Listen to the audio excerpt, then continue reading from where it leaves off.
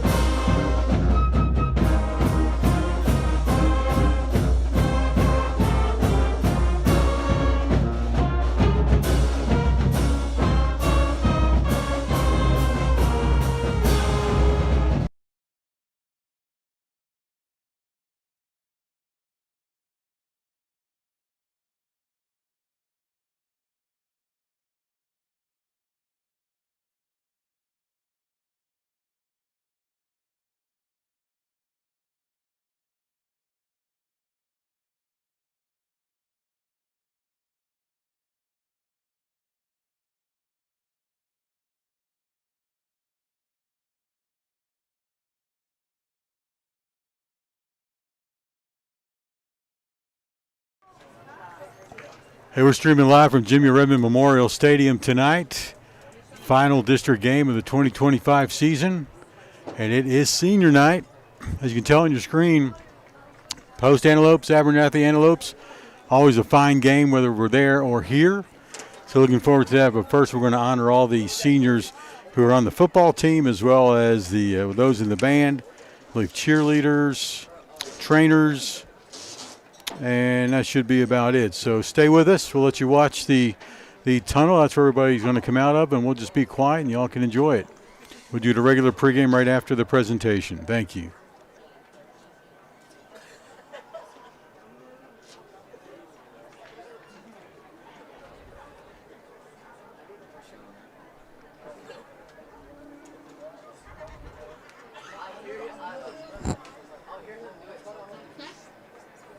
Good evening and welcome to our 2025 Senior Night Ceremony. Tonight we celebrate the seniors who represent Post High School well through their hard work on and off the field. At this time, we would like to call attention to those who are representing the Blue Gold for their final time at Jimmy Redmond. Now, to introduce our... Whoops. Cole, escorted by his parents, Michael and Kristen Cole, along with his sister, Owen Cole. He has been involved in football, track, basketball, tennis, One Act, the National Honor Society, band, and academic UIL. His favorite memory from high school was when Coach Pat started doing snow angels on the ground. Max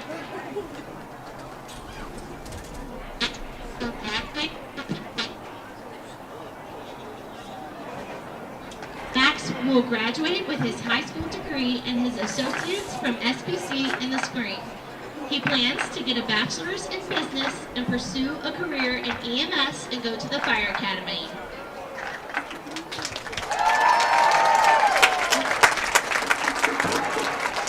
Adon Gonzalez is escorted by his brother, Jaime Gonzalez, and his sister, Jimena Gonzalez.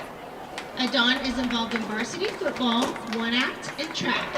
After high school, he plans to go to college and become a line worker. Adon's favorite memory from high school was getting to work.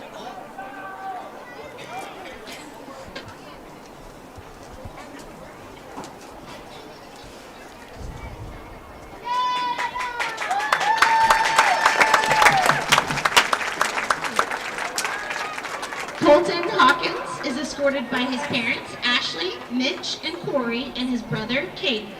Colton competes in football, basketball, baseball, and track. After graduation, Colton plans on being a coach or going to trade school. His favorite memories are when Coach Pat told the defense they made Littlefield's quarterback look like prime Johnny Manziel, and last year when he picked off Abernathy's pass to secure a win as the undefeated district champions. Cody Osborne is escorted by his parents, Will and Crystal Osborne. Cody is involved in FFA, football, and powerlifting. His favorite memory is celebrating after every football win these past few years. After high school, Cody plans to go to college to become a teacher.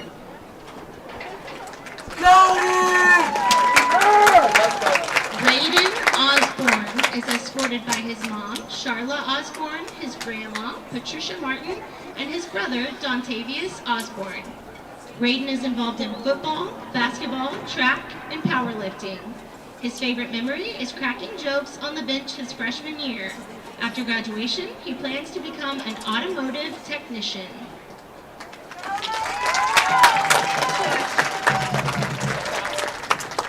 Jonah Pequeño is escorted by his mom, Millie Dissinger, and his sister, Zoe Pequeño.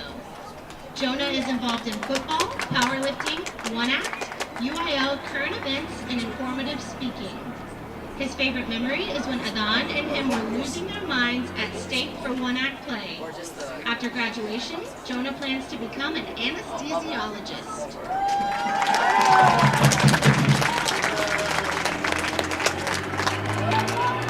Jacob Price is escorted by his mom, Amanda, and his sister, Brooklyn. Jacob is involved in football and baseball.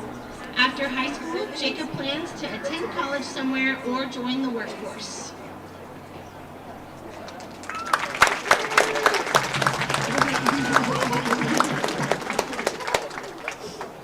Sean Ramos is escorted by his dad, Zach Ramos. Sean is involved in varsity football, basketball, and track. His favorite memory is making it to state in the 200. After high school, Sean plans to attend college or join the workforce.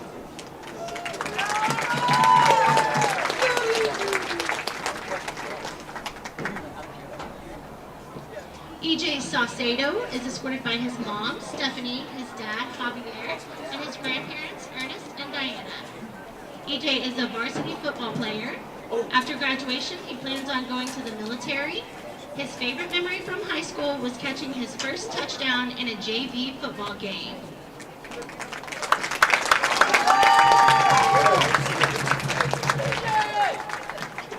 Mason Wright is escorted by his parents, John and Michelle Wright.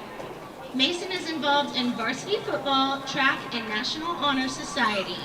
After high school, he plans on attending college and participating with a track and field team. His favorite memory is going to state and breaking the school record in shot put.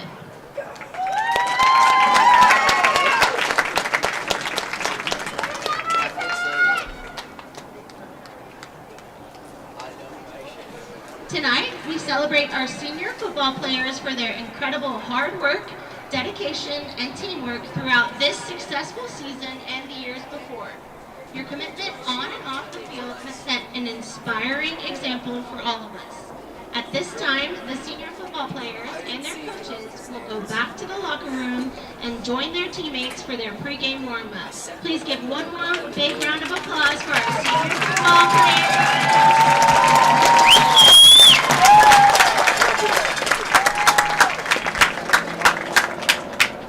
Now to honor the senior trainers, cheerleaders, band members, and cross-country runners. Haley Apolinar is escorted by her mom, Marissa Silva, dad, TJ Apolinar, and stepdad, Mikey Gonzalez. Haley is involved in the Pride of Coast marching band. After high school, Haley plans to go to college and pursue a career in nursing. Her favorite high school memory is bus rides with Laz, Jerry, Kate, and Sebastian.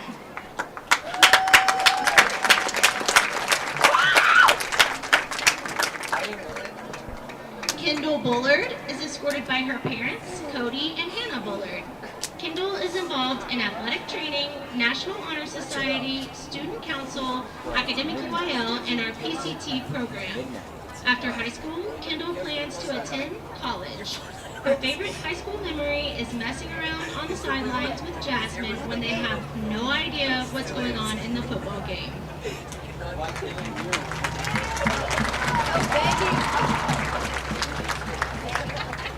Caitlin Ferguson is escorted by her parents, Lee and Miranda Ferguson. Caitlin is involved in band, National Honor Society, and Academic UIL. After high school, she plans on getting her bachelor's degree in business. Her favorite memory from high school was going to the trip for All-State for band and seeing the Riverwalk.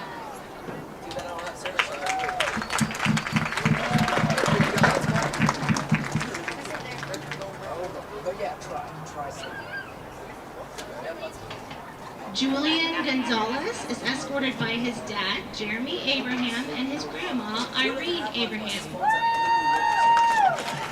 Julian is in band and National Honor Society. After graduation, he plans to go to WyoTech. Julian's favorite memory is going on trips with the band, making it to area, and making memories with everyone there.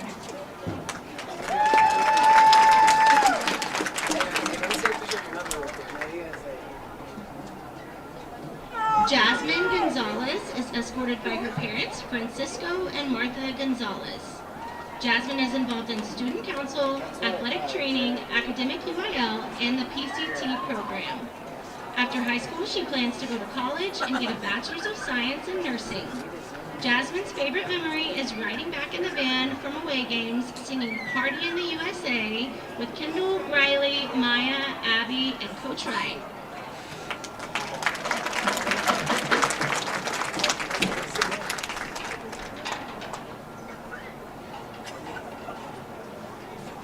Reese Huffaker is escorted by her parents, Roddy and Dina Huffaker. Reese cheered for all 4 years of high school, as well as being involved in FFA, this year as the FFA president, National Honor Society, Student Council, and the yearbook editor. After high school, she plans to attend Texas Tech or Oklahoma State to major in animal science on the path to work in genealogy. Her favorite memory is working their comp routine on the stage in the hotel lobby their first year at the cheer state competition.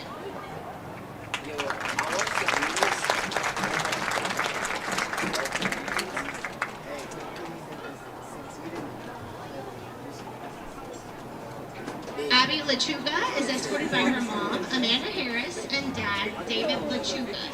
Abby is involved in athletic training, National Honor Society, and our PCT program.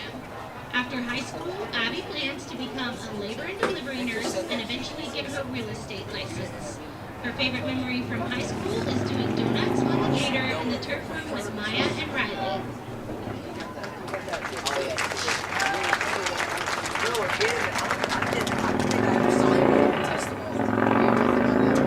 Harley Jo McClellan is escorted by her parents, Michael and Sam McClellan, and her brother, Jason.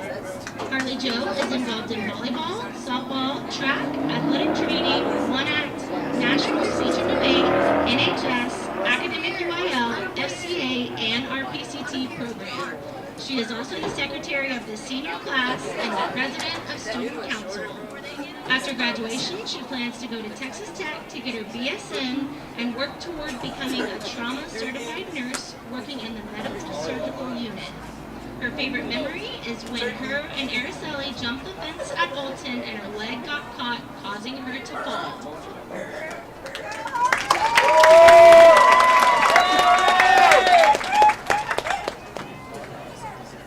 Liliana Mendoza is escorted by her mom, Erica Mendoza, and Amina Soto. Liliana is involved in National Honor Society, our PCT program, band, and athletic training. After graduation, she plans to attend college and study nursing to pursue her dream of helping others. Liliana's favorite memory from high school will always be the band trips, meeting new people, sharing laughter, and making memories she will never forget.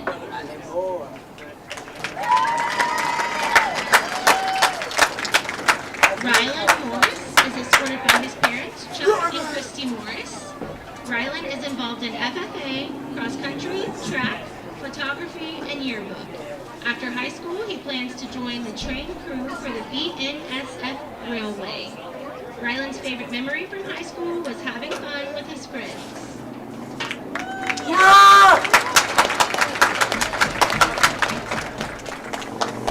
Ivy Ortiz is escorted by her sister, Olivia Torres, and her sister-in-law, Liz Soria. Ivy is involved in athletic training. After graduation, she plans to study marine biology at Texas A&M Corpus Christi. Her favorite memory from high school is from her sophomore year when a phone exploded and caught on fire in her Spanish class.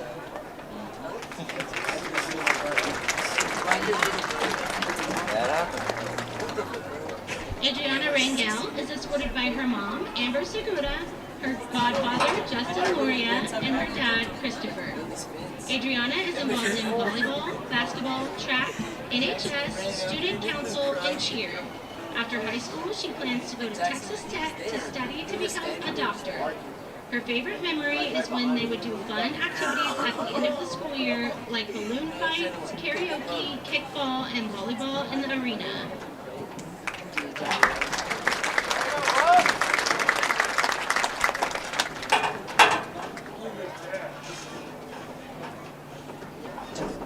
Adelina Resendez is escorted by her parents, Toby Torres Jr. and Erica Torres. Adelina is involved in cheer and one-act play.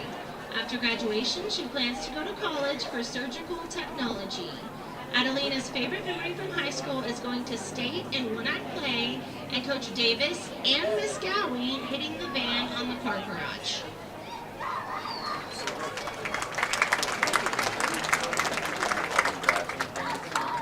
Karina Rojas is escorted by Marcy Diaz, Julio Rojas, and Zaylin Rojas. Karina is involved in the Pride of Post Marching Band, Student Council, and our PCT program. After graduation, she plans to become a surgical tech or a child care nurse.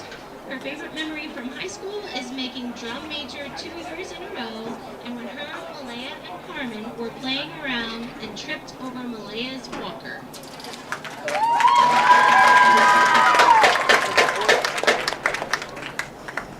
Serenity Sanchez is escorted by her mom, Belia Hernandez, dad, Zach Sanchez, stepmom, Carla Sanchez, and sister, Sanaya Sanchez. Serenity is involved in volleyball, basketball, and softball. After graduation, she plans to attend college and become a nurse. Her favorite memory from high school is stunting Zaylee in her Oompa Loompa costume.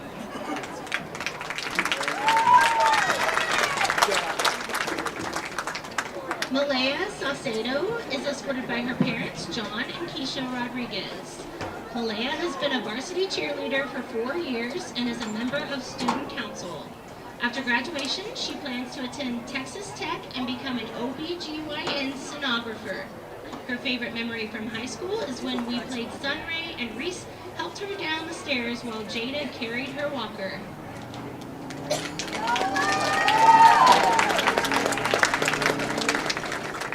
Noelia Saucedo is escorted by her parents, Noe and Anna Saucedo. Noelia is involved in National Honor Society, athletics, student council, and cheer. After graduation, she plans to go to Texas Tech to get her prerequisites, and attend nursing school. Her favorite memory from high school is after every football game when they would be in the back of the bus screaming their hearts out to When I Look at You by Miley Cyrus.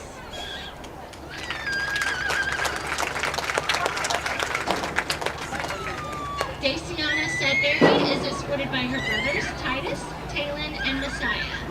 Daciana is involved in the Pride of Post Marching Band, Her favorite memory is going to state for solo and ensemble. After high school, Daciana plans to go to college and be a midwife.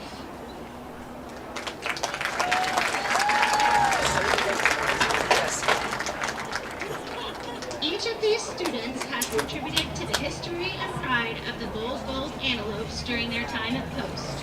We are proud to honor their hard work and dedication tonight. We wish them all well in their future endeavors. Let's have one more round of applause for our graduating seniors.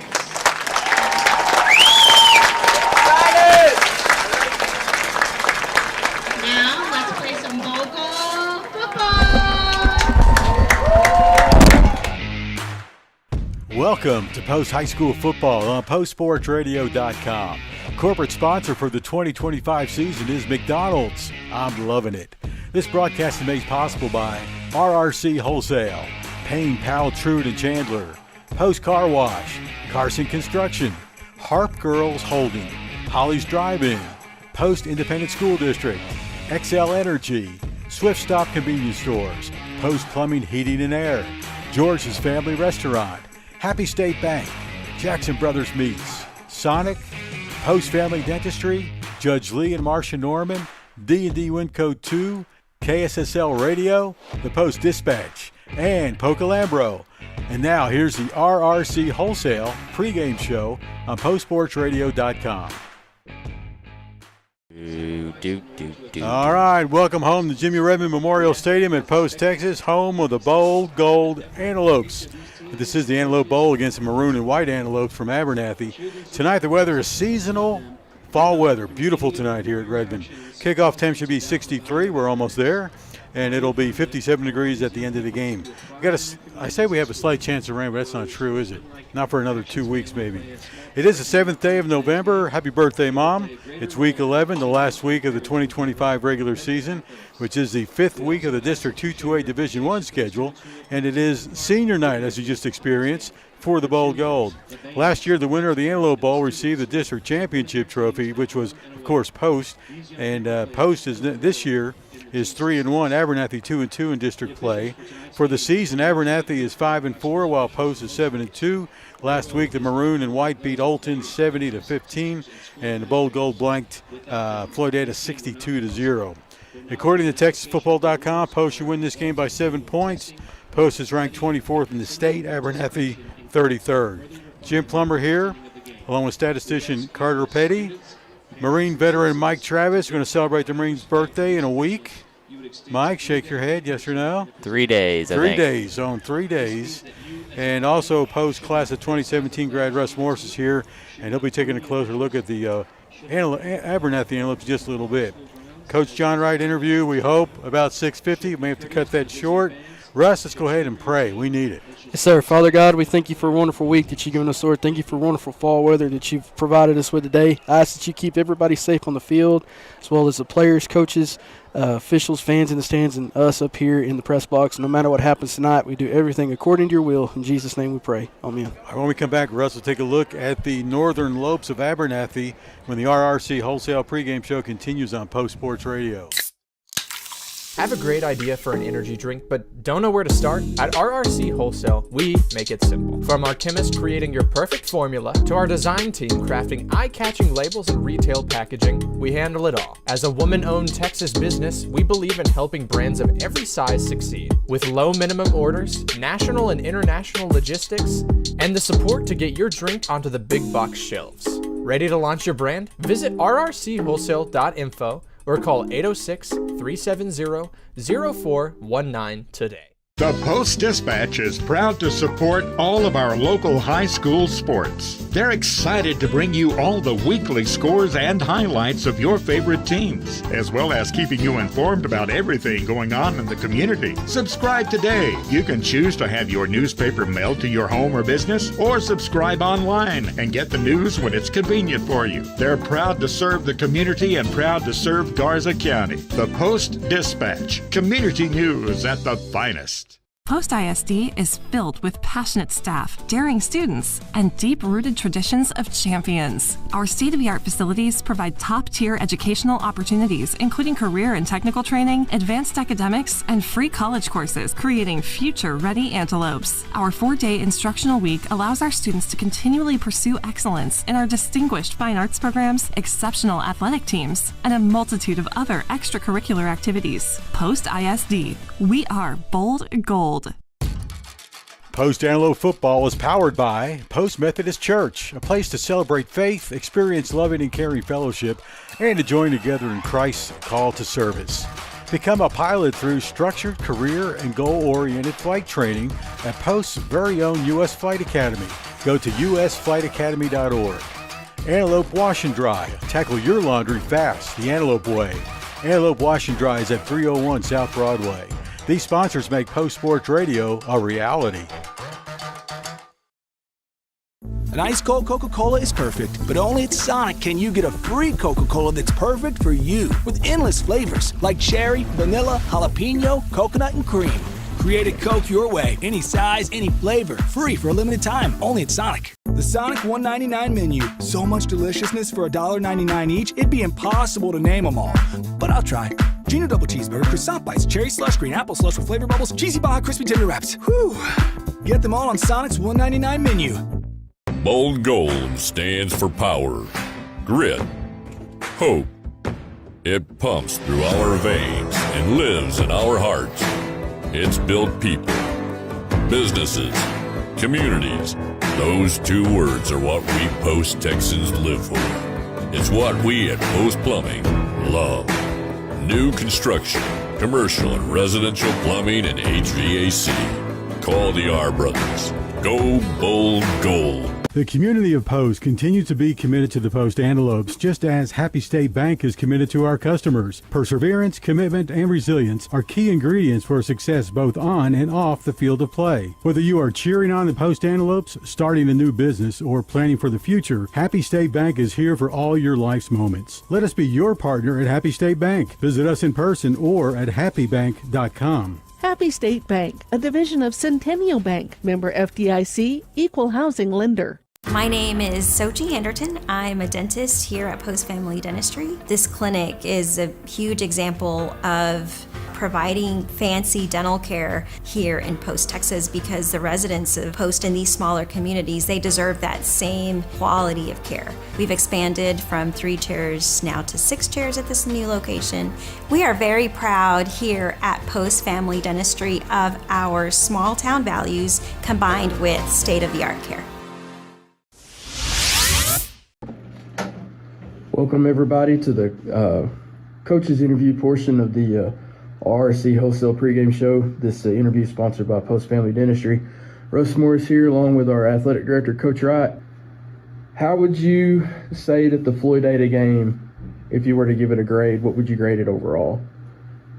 Oh man, I wouldn't say 100. We had a couple of little hiccups, but it's about a 98.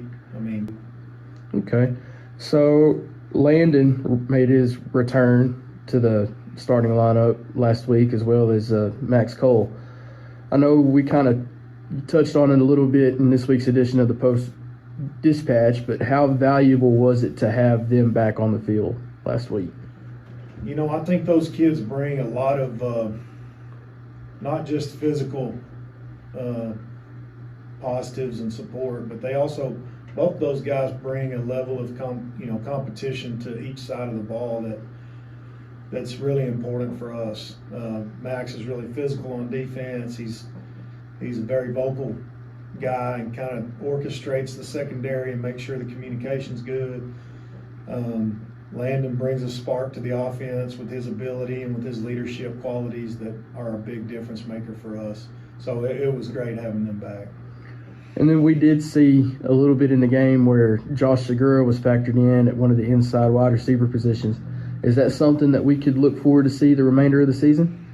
Yeah, Josh has been helping out at all positions in the receiving core. He's also still getting reps at quarterback.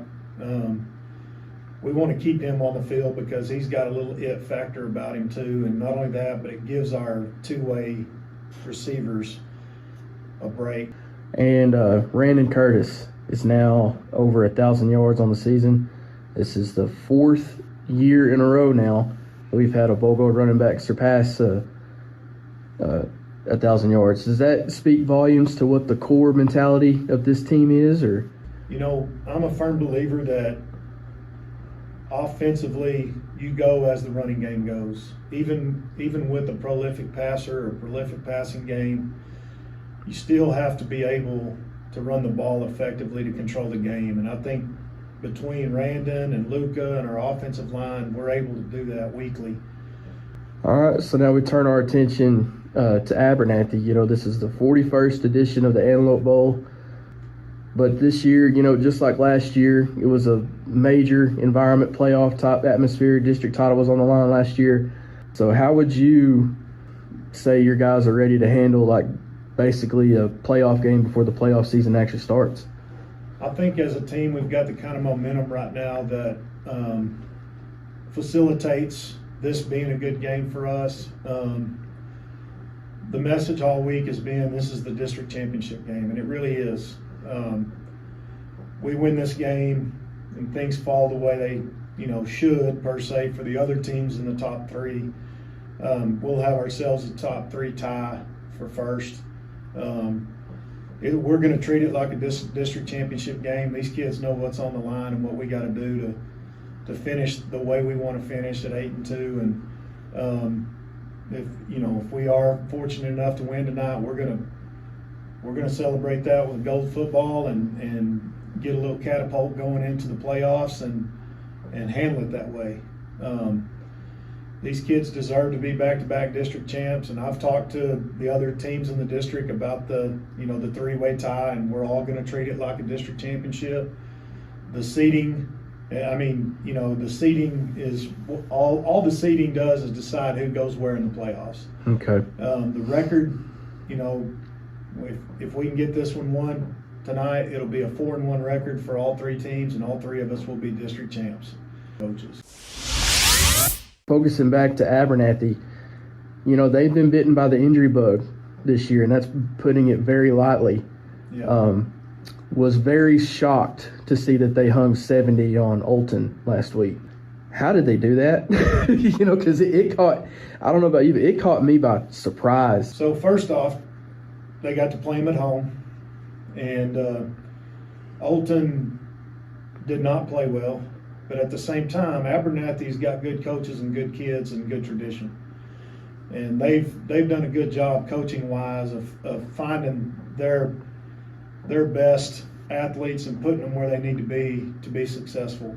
Got a lot of respect for Coach Wiley, Coach Blaskus. Those guys, they find ways to win, and I know that they are doing that very thing right now, preparing for us. And it's always a battle between the Antelopes. And I don't foresee that being any different tonight.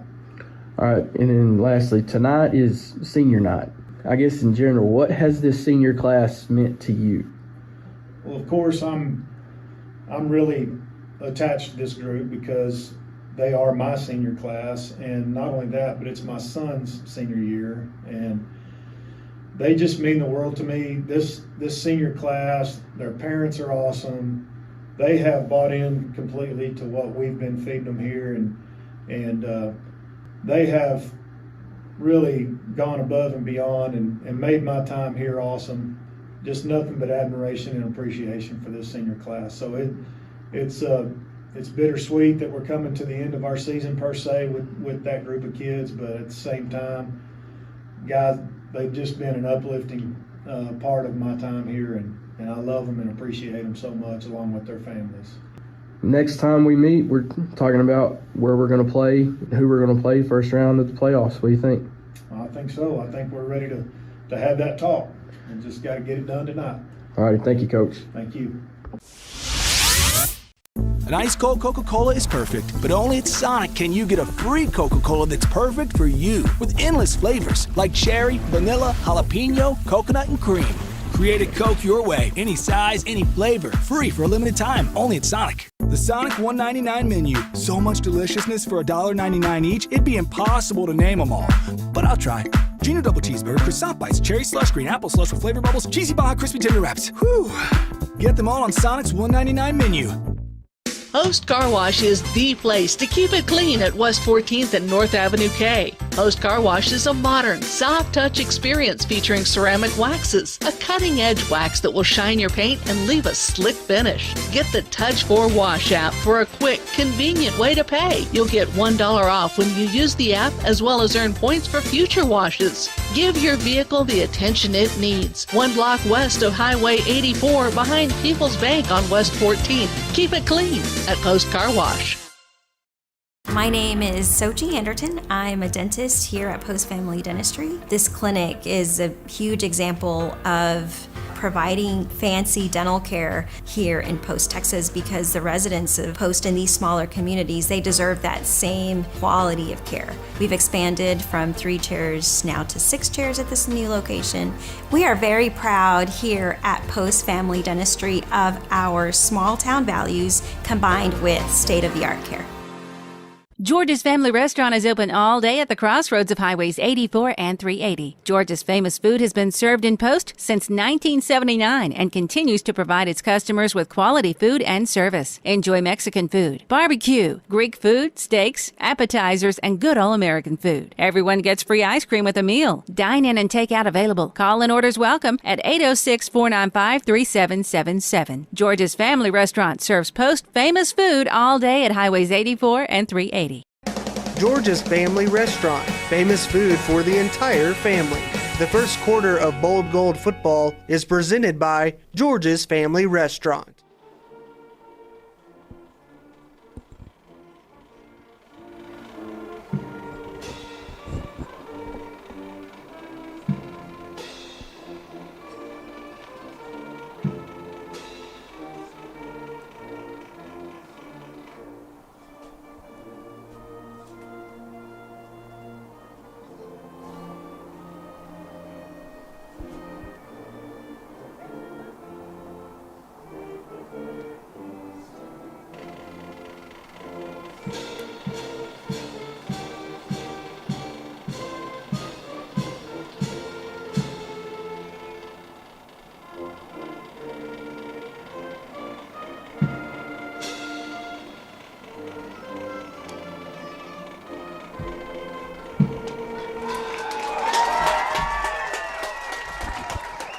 All right, welcome back to the RRC Wholesale Pregame Show, live and free on YouTube. Jim Plummer here with Russ Morris, Carter Petty, and Mike Travis. We're here to bring you the 10th game of the season. This is it in the regular season. It's the 5th and last district challenge as well. Post and Abernathy. The Antelope Bowl, of course. Next week, these teams will play in the by-district round of the UIL playoffs. As things get ready to get started, we'll jump over to Carter and Russ and see what the coin flip and how that went. So the Post would win the toss and elect to receive. So the Antelopes will get the ball going left to right or north to south on your screen. Left to right, north to south. All right. Bold Gold Antelopes going to have the ball in their hands first. Landon Garcia back from his second debut of the season, which was last week, and had a good 100-yard plus passing game for him. So let's see what he can do tonight against a really good Abernathy team. Russ, you ready to roll? Oh, yeah. Something to keep an eye on for tonight. Your Antelope defense is forcing 3 turnovers a game through the first 9 games of the week. And last year they forced 5 against Abernathy. So. All right, Jake Harkey, big guy. He's 6'3", 255. He's going to kick off for Abernathy. Back to receive for the Bold Gold. Of course, it's going to be Draven Gonzalez. Pooch kick. Out of bounds. Pooched out. Went out about the 35 and a 5-yard penalty on top of that. Yeah, so the ball's probably going to start at the 35. See where they step it off from. Maybe. Ready to put it down at the 41, 42 actually. 42-yard line. The Bold Gold Antelopes in great field position to start off this game with the first possession. You're going to see a new offensive line this week. It's going to be Jonah Pequeño, Oli Gomez, Domingo Soto, Jacob Price, and Sebastian Martinez is at center. Mason Wright out tonight. Quarterback, number 7, Landon Garcia. Takes a snap in the shotgun, hand off to his running back. Curtis, one of the top rushers in the Lubbock area, takes it for about 5. It's the ball hard. Going to be tackled by number 13, Jagger Wiley. He is back in the roster, or the starting lineup for Abernathy tonight, as he spent the last 2.5 games off due to injury. He got injured in the latter parts of their new home game. Well, Curtis takes it for 4 yards. 2nd down and 6 coming up. Ball's on the post, 46-yard line, moving left to right. Post all black. And Abernathy white with maroon caps. There's handoff to Curtis. Shakes and bakes. Gets past the 50. It's a Payne, Powell, Truitt, and Chandler. Payne, Powell, Truitt, Chandler, first down. Chandler, yeah. Yep. First down for Payne, Powell, Truitt, Chandler. He's brought down by number 52, Ryan Hillis. Good run by Brandon Curtis. He's got over 1,000 yards on the season. Makes it 4 years in a row under Coach Wright that a Bowl Gold running back has surpassed 1,000 yards. Brandon, 1,083 coming into this game. Just picked up more, of course. That's 120 a game. Handoff's going to go to Curtis. Goes up middle, then to the right. Meets a wall of maroon antelopes.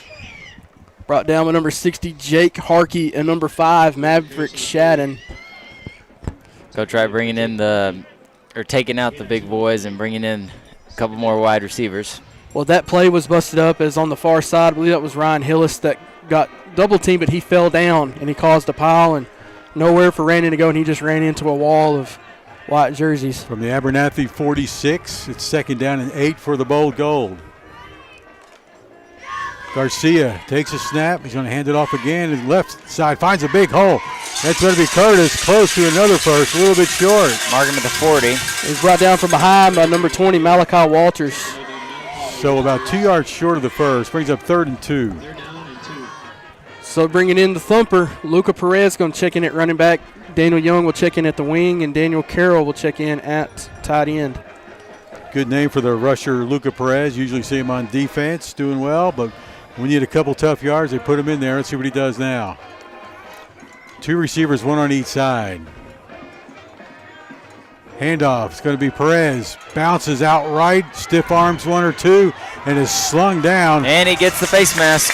33 commits the foul. Personal. Usually a 15-yarder, guys, right? Yes. Yes. Luca goes down at the 41, but he did his job. Yes, he did. He tried to bounce it outside, but the play was pursued correctly by Abernathy's outside. It's just sloppy tackling by the maroon and white is what caused the penalty. And I just want to say for the record, I said it last year and I said it again, I still have yet to see a maroon antelope. All right, Russ. Just going to throw that out there. That's Russ's line. We stick by it, too. Tonight they're wearing white. Last year they were definitely all maroon. All right, so here we go. 3 receivers left, 1 right. Garcia in the shotgun. He's going to throw. He's going deep to the end zone. He's got a couple receivers out there. Up and incomplete. Had somebody open. That must have been Max. That was Alec Garcia that was intended for that. That was great coverage by number 11, Colt Micheletti. Max was pretty open there. Yeah. Down the seam. All right, 2nd and 10 coming up. Ball was again 26-yard line, Abernathy territory. Bold Gold trying to score first. They get the ball in the kickoff. So they'll give it to Abernathy to start off the second half. 2 receivers left, 2 right. Curtis in the backfield. Garcia snaps, trying to draw somebody offside. Didn't work, so let's change the play. 5 seconds on the play clock. Abernathy stacking linebackers, Jim. There's a snap. Curtis gets it. Cuts back left and right. Gets into the secondary, into the red zone. Tackled by number 13, Jagger Wiley. And Jim, your Bowl Gold offense is what, 90? I believe we looked at it was 90% conversion rate in the red zone this year. Correct. 90% in the red zone. Opponents only 69%. So go Bowl Gold. Very successful inside the 20. Ball is now at the 17, 18? 17. So it's first and needs a yard. 3rd down and 1. It's Luca Perez in for the 1 yard. Going to get close, see where they spot it. It's going to be short. He's brought down from behind by number 60, Jake Harkey. Well, here's your difficult decision. You got 4th and less than 1, or about 1. You got to go for it here. Do you kick it or you go for it? You go for it. We're minus Mason Wright, our field goal kicker, who's 3 for 3 on the season. If the ball was, say, at the 14, then I would say kick it, because that in warm-up that looked like Nelson's range, confident range right now. Tonight you'll see Nelson Esparza kicking the PATs, and if we do any field goal kicking as well. Pistol right, Jim. Yelling out the backfield here. Luca Perez with the handoff, going for the 1 yard. Whoa, it's going to be close. I think he's short. He's short. So stopped inside the red zone, or the Antelopes of post, giving the ball back on downs to the Abernathy Antelopes. Yeah, that's twice with Luca running the ball that they've keyed in with their outside. He's technically an outside linebacker, but they've had that part of the line of scrimmage contained with Luca on this drive. Who made the tackle rush? Harkey again. We expect to see Jagger Wiley possibly a quarterback, and the other one was a freshman, Cutter Johnson. And it is Jagger. Jagger, number 13, just back from an injury. And he's going to line up in the shotgun with 2 receivers left, one on the right. Single back is number 0, Caden Bird. Gives it to Bird, comes left. Whoa, slammed right away. Tackled immediately from behind by Daniel Carroll. Daniel Carroll, nice tackle, big boy. This is where the game was won last year for the Antelopes on the defensive side of the ball. So, by the way, Daniel Carroll leads the team in tackles with 63. Just had 64 right there. Walters, running back for Abernathy. Every game I saw, every highlight I've watched, he does not hesitate to hit the hole. He will crash hard on the line of scrimmage. Very north-south runner. Yes.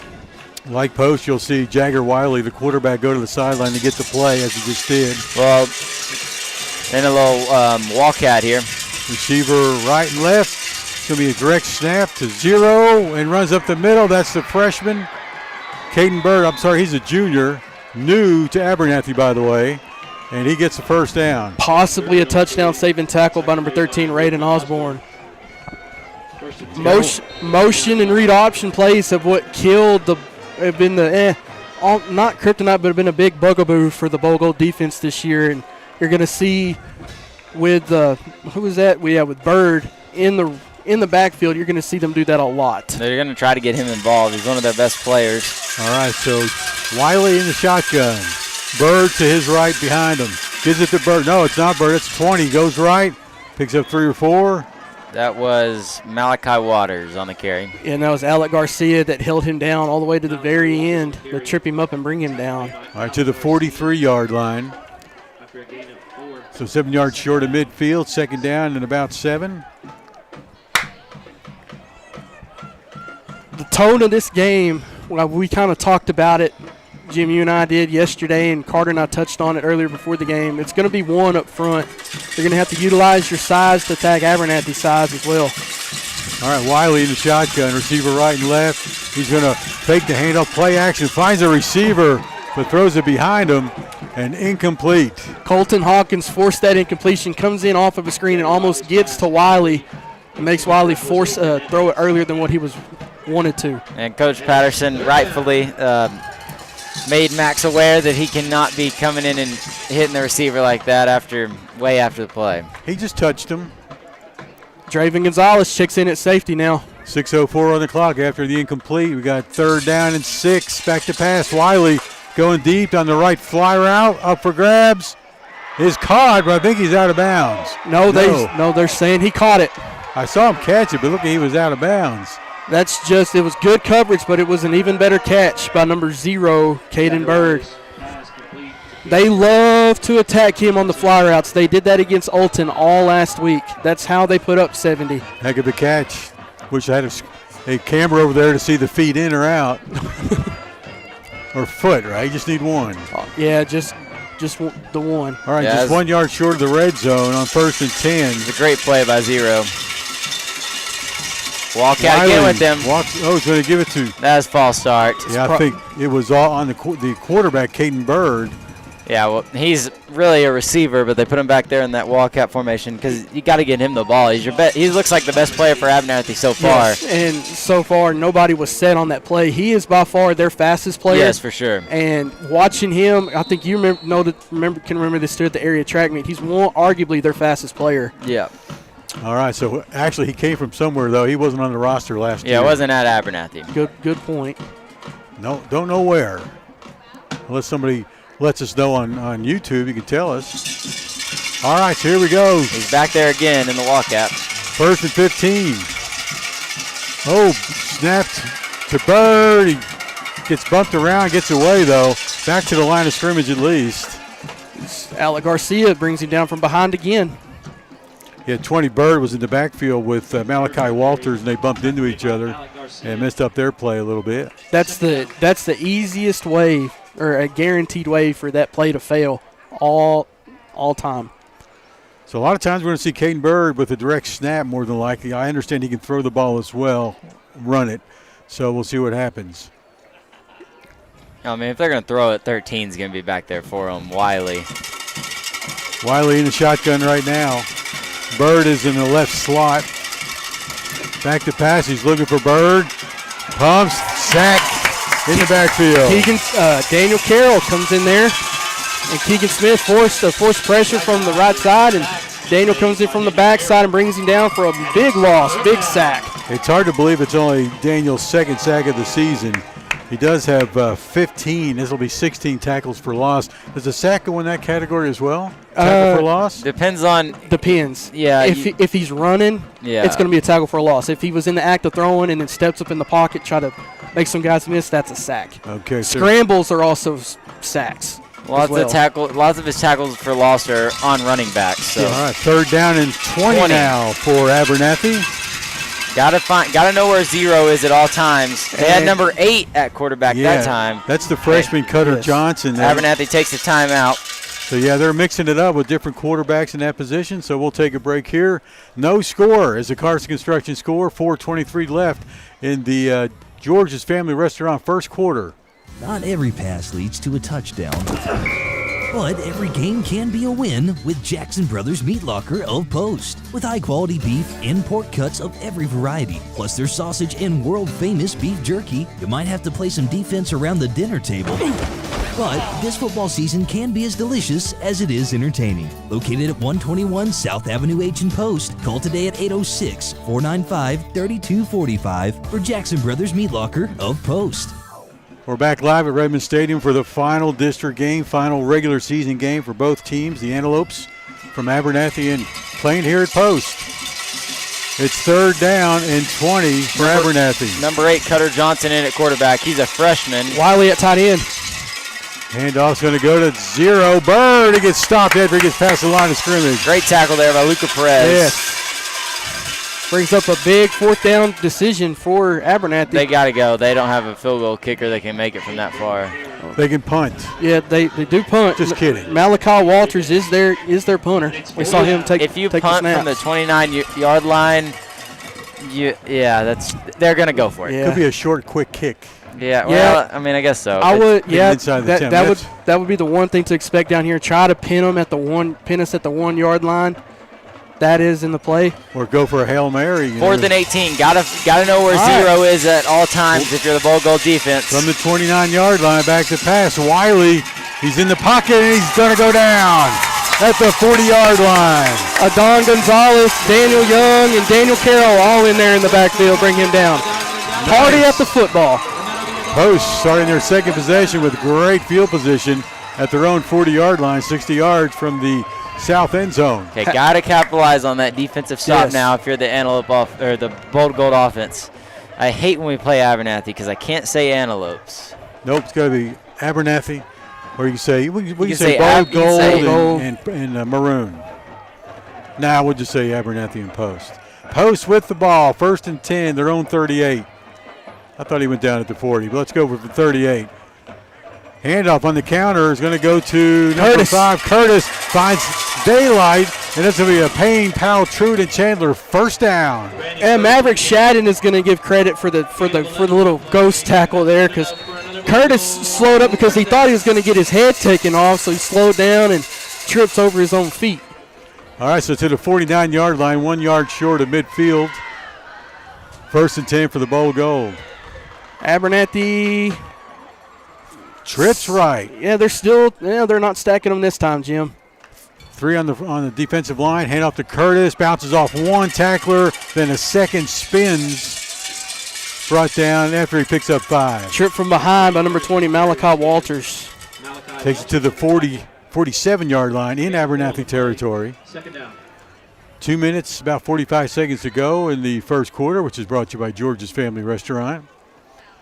Wide right is your leading receiver, Draven Gonzalez. Left side, more than likely, is going to be Sean Ramos. Yes, he is. And you got Max Cole in the slot along with Alec Garcia, so you got trips right.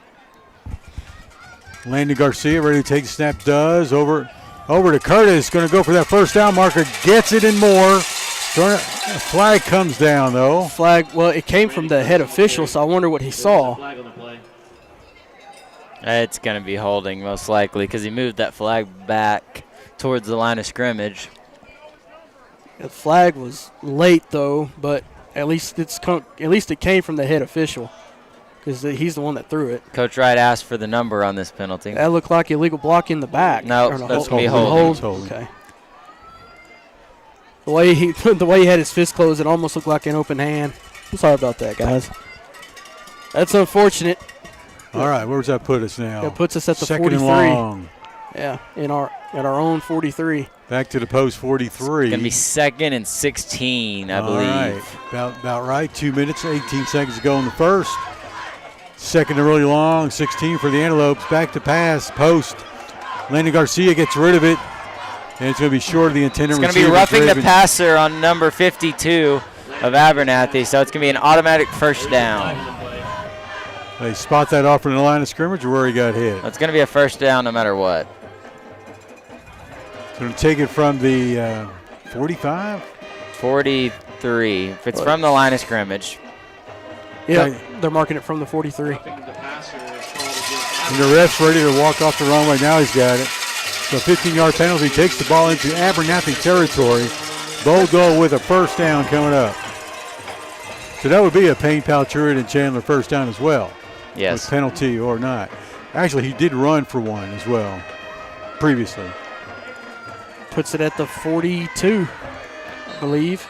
So Landon Garcia, remember his, this will be, actually he's played 1.5 games. He's got great stats. We'll look at that in just a minute. Every time Landon takes a shot like that, I just get scared. I do too, Carter. Well, he's still in there. You got 2 receivers left, 2 right. He's back to pass in the pocket. Looking on the cross route is incomplete. Good defensive play by Abernathy. Intended receiver Sean Ramos. Yeah, just Landon just tried to force that into a window, and it was good coverage by the Abernathy back end.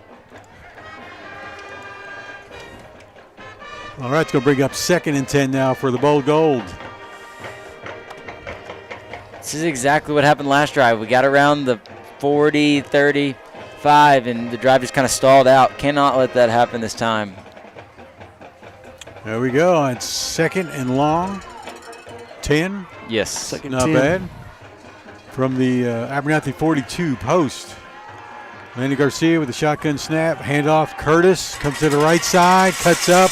Gets to at least the 35. That was the first time we were able to seal the backside on one of those run plays, so that helped Randon get his 7 or 8 yards there. So number 52, Ryan Hillis, and number 33, Zephaniah Torres were in there on the tackle. Zephaniah Torres, that's going to be something that they're going to maybe want to try to run right at him. I say that because he's only 125 pounds. And he's in there at the linebacker safety hybrid position. All right, we've got 3 left, 3 receivers left. Curtis gets the ball, though, goes up the middle. It's going to be a Payne, Powell, Truitt, and Chandler first down. See who that is at the bottom of the pile. That's going to be number 22, Braylon Stafford. First down. Real quick about our quarterback, Landon Garcia. 309 yards coming into the game in the air. That's 155 a game. I really cut that. He's better than that because he's only played 6 quarters. Yeah, 1.5 games. Well, and he didn't even play. He's only played 4 quarters, basically. Okay. So good stats for Landon. Draven Gonzalez is the leading receiver. Yes, he is. Yeah, with 502 yards, 504. Close enough. Right in the middle, 503. There we go. Curtis with the handoff again, going to the left side. About the 22-23. Malachi Walters and Jake Harkey Number 60, bring him down. Walters is number 20. Referee runs up there. I believe that was Sebastian Martinez and one of the linemen from Abernathy. It was number 53 getting from into it. Yeah. So. Just a little friendly warning. It's a little blocking, a little post whistle. Ball's taken down to the 24-yard line, so we've got, 2nd and 5. 3 receivers right, 1 left. Curtis in the backfield. Garcia's going to give it to him. He comes to the right and cuts back down the middle. Going to push for that first down. Looks good from here. And that's the Payne Powell, Truett, and Chandler first down for the Bold Gold. Number 20, Malachi Walters, and number 33, Zephaniah Torres again in there on the tackle. This is what we did against them last year. This is, Ian Vergara ran the ball 36 times for 227 yards and 2 TDs last year. Thank you, Russ. So keep that in mind. We're going to get down to that end of the first quarter, which is brought to you by George's Family Restaurant with George's famous food. Get a bite tonight over at George's at Broadway and 380, 8th Street. Yeah. All right, we'll take a break. Come right back with the second quarter in just a moment. No Carson Construction score. It's going to happen in the second, though. Post Car Wash is the place to keep it clean at West 14th and North Avenue K. Post Car Wash is a modern, soft-touch experience featuring ceramic waxes, a cutting-edge wax that will shine your paint and leave a slick finish. Get the Touch 4 Wash app for a quick, convenient way to pay. You'll get $1 off when you use the app, as well as earn points for future washes. Give your vehicle the attention it needs. 1 block west of Highway 84 behind People's Bank on West 14th. Keep it clean at Post Car Wash. Post Car Wash. Keep it clean at West 14th and North K. The second quarter of Bold Gold football is presented by Post Car Wash. All right, let's check on Randon Curtis, how he's doing tonight so far with the ball. He has 6 carries for 66 yards, averaging 6 a play, or 6 a rush exactly. So he's having a good night. And me and Russ kind of thought he would, because Abernathy is they don't weigh very much at their linebacker position for the most part, especially those outside backers. And so Antelopes have always been good at running the ball, so us being able to attack that little bit of a weakness. Bold Gold in the red zone, 16-yard line, 1st and 10. Facing the north end zone to our left. Landon Garcia getting a change of play from Coach Wright from the sideline. Yeah, they got time. Receivers move around. You got trips right now. Luca Perez in the backfield to block. Here comes a pass into the end zone. It's up and broken up. Incomplete. Good intended for Sean Ramos. Good coverage by Caden Byrd. Intended for Sean Ramos. That was good. That was probably the best coverage, I think. Even better than that last one that Abernathy had when we tried to attack the end zone on previous drive. All right, so 2nd down, 10 for the first. Clock stops at 11:54 here in the second quarter. Post Car Wash, the sponsor of the quarter. I would expect us to run it here. Lucas on checked second. in at running back now. Lucas to the left of Landon Garcia. 3 receivers on the right side, 1 on the left. Luca does get the call to the right side. Smashes helmets with a tackler and spins close to the 10. So about a 5 or 6 yard gain. Brought down by number 60, Jake Harkey. And I'll give Dre Minfield in there as well, number 1. So Luca does so well. He gets downhill quickly. I would truly say that I don't want to run into Luca Perez. No. When he's on the run carrying the football. So don't see his dad here tonight. A lot of space down here. I'm sure he might be on the fence. On the near side of the field, guys. Here we go. Trips left. Handoff Luca Perez. Comes left. Brandon Curtis. Looking up. Oh, Randy Curtis, rather. Gets close to the 5. They're going to spot him at the 6. Sure took from behind. See what they do with. They're going to move the chains. First down. First and goal from the 6. Zephaniah Torres, number 33, on the tackle again. That's the Payne, Powell, Truett, and Chandler first for the Bold Gold. Daniel Young checks in now. I know what's going to happen here. Maybe. Maybe so. Let's see. Last week he got his first passing or reception touchdown. Who? Daniel Carroll? Daniel Carroll. Yes, he did. Did you say Daniel Young? Daniel Young is in. Young is in. Yeah. Young is There's in. a big difference in those guys. Carroll's not in yet. He plays that little tight end position for us. He's not in there right now. Daniel Young playing a blocking back. Speaking Hand of, off to Randy Curtis. Spins in for a TD. That's your Bold Gold touchdown, first one of the night. That's why they brought him in there. They ran right at the side that Zephaniah Torres is on. They're going to key that spot. All right, this is where things matter. Nelson Esparza filling in for Mason Wright as the extra point and field goal kicker tonight. Nelson is 0 for 2, and the 2 that he's kicked so far this season. The junior wears number 10. This one is up and looks good. It's good. Yes, indeed. Way to go, Nelson. All right, 7-0, Carson Construction score. We're in the second quarter, brought to you by Post Car Wash, and it's 10:34 on the clock. We will take a break and come right back with more Bold Gold football against the Northern Antelopes here on Post Sports Radio. Trey Payne and his team at Payne, Powell, Truett, and Chandler are available for all of your legal needs. With offices in Post, Lubbock, Hereford, and Clovis, New Mexico, the team is ready to offer legal solutions in personal injury, family law, criminal law, real estate, and estate planning. Give them a call at 806-368-8712. Payne, Powell, Truett, and Chandler Law Firm. Call 806-368-8712. Post scores first in this Antelope Bowl. Here's Carter Petty with the drive summary brought to you by Poca Lambro. Well, that was an 11-play, 60-yard drive. Took 4 minutes and 47 seconds off the clock and was capped off by a Randon Curtis touchdown. Jacob Price to kick it deep. All right, Jacob, number 55 out there. Couple score updates. Olton and Newholm tied at 7-7. First quarter just coming to an end. Panhandle 19, Spearman nothing. I'll get to why that's important here in just a little bit. Thank you, Russ. Back to receive, got the very dangerous Caden Bird, number 0. And it's going to go to the other guy back there. I think that's 10. And he's going to pick it up at the 20, goes to the 30, 35, brought down about 36. That would be Aiden Villarreal, right? Yes, and Luca Perez on the tackle. All right, so I mentioned the Panhandle and Spearman game.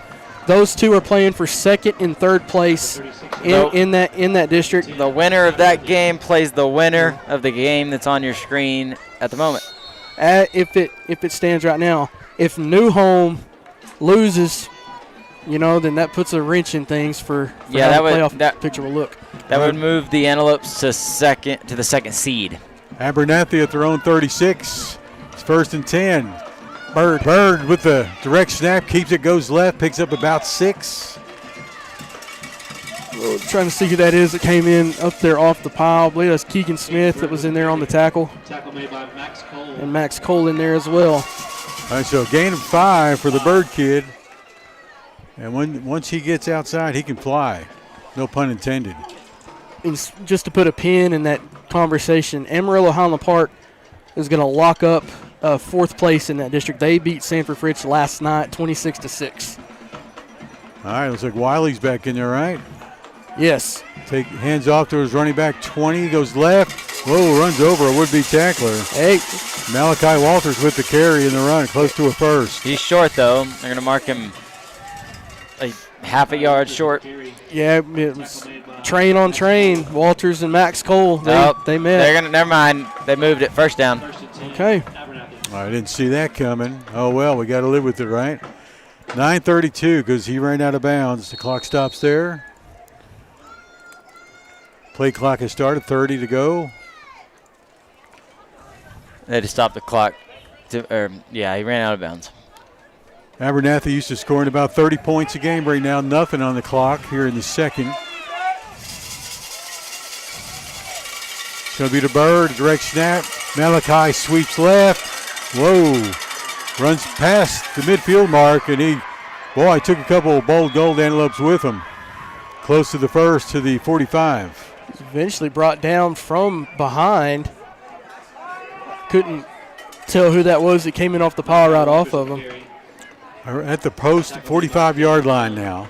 The post is up 7-0. Clark's Construction score, 9:05 to go in the second. Daniel Young gets credit on that tackle right there. So they're just going quick snaps and sweeps to the left. Okay, so back in the Wildcat. 2nd and 1. Bird gets it, comes right, gets the first, gets to the 40, and is tripped up. Nice tackle by Aiden Rodriguez. Yes. Boy, that was two arms, grabbed 2 legs, and brought him down. Aiden Rodriguez really good at that open field tackling. He breaks down, hits them low.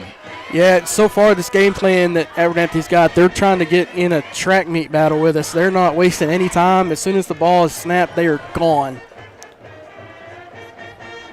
Rodriguez with 24 tackles on the season, 1 for tackle for loss. He also has 2 interceptions. Yes, he does. All right, so here we go. It's first down again for Abernathy from the post 38. Back to lateral left to Malachi. Walters runs outside. He gets hit hard as well. We have Adon and Aiden Rodriguez in there again. Malachi Walters with the carry. Knocked out of bounds by Maybe Raiden Osborne. Colton Hawkins he's the corner over they there. said Colton Hawkins. Okay. Your inside linebacker, Colton Hawkins, gets to the right side to make the tackle. See, we're pursuing so decently to the football that you can't. It's hard to tell which black jersey is going to lay a hand on him first. All right, from the 35-yard line now. So it's a gain of about, 3? So second down and 7. Correct. Abernathy with the ball, trying to score for the first time tonight. 8:05 on the second quarter clock. Direct snap to Bird. He's going to keep it, come right, goes up the middle, and he's stopped after he picks up maybe 2 or 3. Vicente Hernandez. That play by him couldn't have come at a more opportune time for him. Vicente Hernandez. The middle, guys, I don't know if you can tell, but look at the middle of Abernathy's offensive line. They don't, compared to what they had last year, there's not a lot of size to this team up front. Now I wonder if that's due to how many players they've had due to injuries or. Well, when you what lose they've a had. Division I commit in Carver like they had last year, True, that changes the dynamic a little bit. Gain of 2 on the last, 3rd and 5. 3rd and 5, still less than 10 seconds on the play clock. Wiley in the shotgun. Walters in the backfield with him. Timeout call, by Abernathy. 7:19 on the second quarter clock. Second quarter brought to you by Post Car Wash. Post has the lead over Abernathy, 7-0 in the Antelope Bowl. Winco 2 is your compressed gas and cryo powerhouse. We strive to provide excellent cryogenic and gas storage products, service, and support to any and all industries ranging from chemical to agriculture and beyond. Built upon trust and integrity, Winco 2 is here to serve. Satisfaction guaranteed.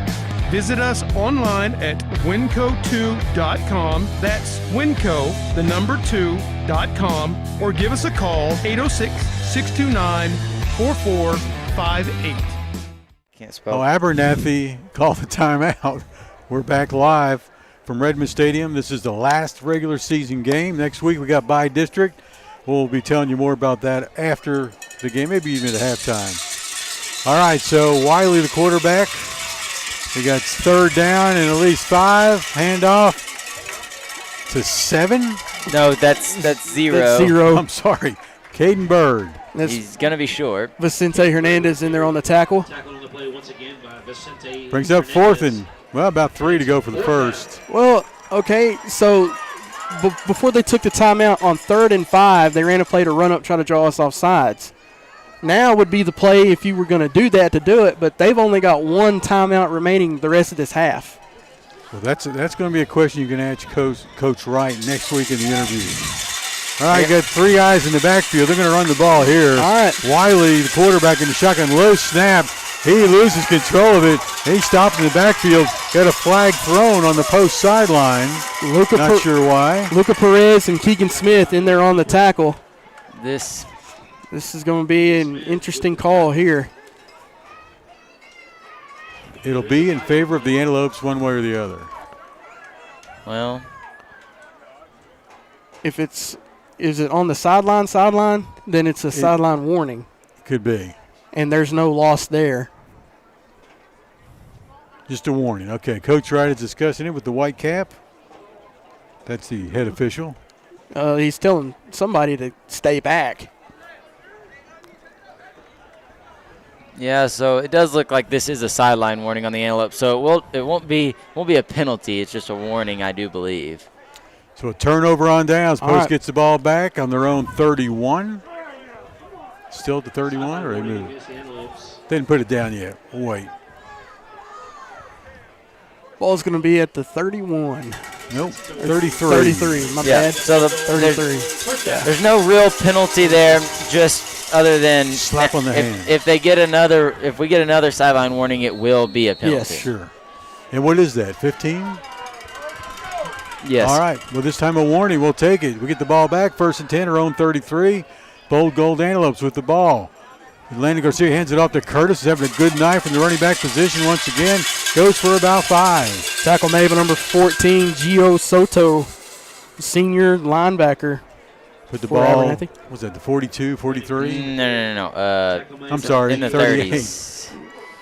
Looks like it's at the 38. There you go. So it's going to be 2nd and 5. Gain of 5 for Curtis. He's in the backfield once again. 3 receivers left, 1 right.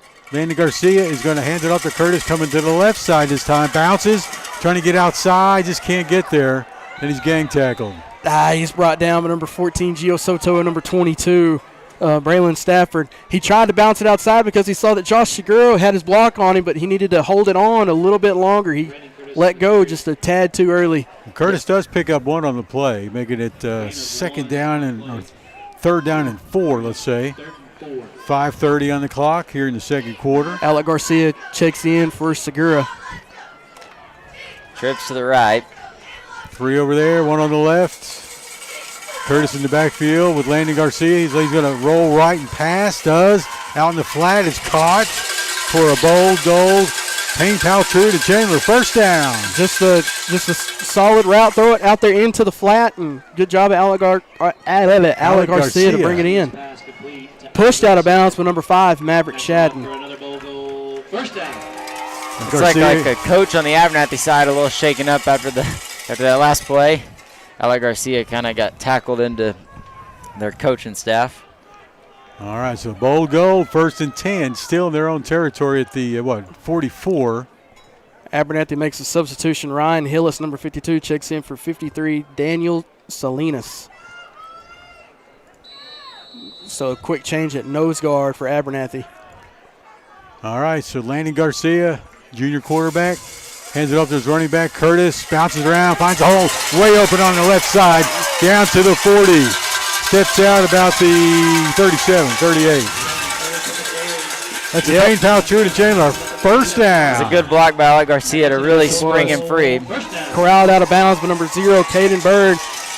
Good blocking up front by the middle of the Bold Gold offensive line. An even better job by Randy Curtis utilizing his athleticism and shifting east to west. Where's that put Curtis now as far as yards on the first half? I'll get back to you. Okay. Gets to the 37. There's going to be trips to the far side of the field. Josh Segura checks in at wide receiver, inside wide receiver, far side of the field. Landon Garcia takes a snap, hands it off to Curtis, goes right, and it comes back to the middle, spins. He's going to be brought down after he picks up 5. That's going to be number 22, Braylon Stafford, that brings him down again. First contact made by Malachi Walters. All right, so 2nd down. I'd say almost 5, maybe a little bit. It's a long 5 to go. Gets to the 33. So after that last carry, that puts Randon Curtis over 100 yards. All right. On the night. Randon averaging 120. How many carries? 17. Okay. He's still averaging about 6 carry. That puts him over 1,100 yards on the year, Jim. Sure does. Congratulations. Randon broke 1,000 last week. Now he's over 1,100. On 2nd and 5, rolling left, Landon Garcia squares up, throws down the middle. Bold Gold touchdown. Draven Gonzalez, a 33-yard dart. The leading receiver on the year for the Bold Gold. It was only a matter of time before he has a hand in this ball game. And that's Draven's 9th TD reception on the year. That one once again was 30-something yards. So number 10, Nelson Esparza filled in for Mason Wright in the kick to PAT. Hold is down, kick is up. Really good kick. Oh my goodness, we're looking good tonight. Knock on wood, it was almost blocked. All right, so we'll take a break here on Post Sports Radio. The Bold Gold Antelopes are leading the Abernathy Antelopes 14-0 is the Carson Construction score. 2nd quarter brought to you by Post Car Wash with 4:11 to go. Take a break and let Post Family Cleaners take care of the laundry. Family Cleaners is Post hometown laundry and dry cleaners on West Main Street in Post. Whether it's dry cleaning, wash and starching, laundry service, or alterations, Post Family Cleaners has you covered. Let Post Family Cleaners make your life a bit easier. Go by 111 West Main Street or call 806-495-0777 to get details. That's 806-495-0777. Post Family Cleaners, your hometown laundry and dry cleaners on West Main and Post. Post scores first in the second quarter, second time on the game, and Carter Petty with the Poca-Lambro drive summary. That was a 6-play, 67-yard drive. It took 3 minutes and 8 seconds off the clock, and it was capped off by a touchdown pass from Landon Garcia to Draven Gonzalez to bring your Carson Construction score 14-0. All right, Bold Gold Antelopes kicking off now. Number 55 for you. That is Jacob Price. Kicking the long ball, and he does. It's going to go down. Land at the 13. He goes out at the 12. So the ball will be at the 30-yard line. Yep. Bring the ball back out to the 30. Be first and 10 for the Abernathy Antelopes. Quick score update. Panhandle increases their lead over Spearman 25-0. 11:01 left to go in the first half. New Deal 34, Floydada 0. 10:35 left to go in the second quarter. What's the New Deal score? 44? 34-0. 34. Oh, my gosh. Okay. New Home 14, Alton 7. Second quarter just getting underway. Close. Come on, Alton. Hang in there. Let's go, Alton. And here's a shocker. West Texas 6, Sunray 0. 7:22 left to go in the first half. That's a shocker. All right, so Abernathy with the ball. Showing us different quarterbacks, or in that position at least. This time we're looking at number 13, Jagger Wiley. Takes it, hands off to his running back. Up the middle, stopped at the line of scrimmage. And number 20, of course, Walters. Daniel Young with the authority making that tackle. Okay, and also Luca Prescott did that. I think Luca was looking for that strip and score. Mm-hmm. We'll take what we got. A gain of 1. Ball's now at the 31. So second down and 9.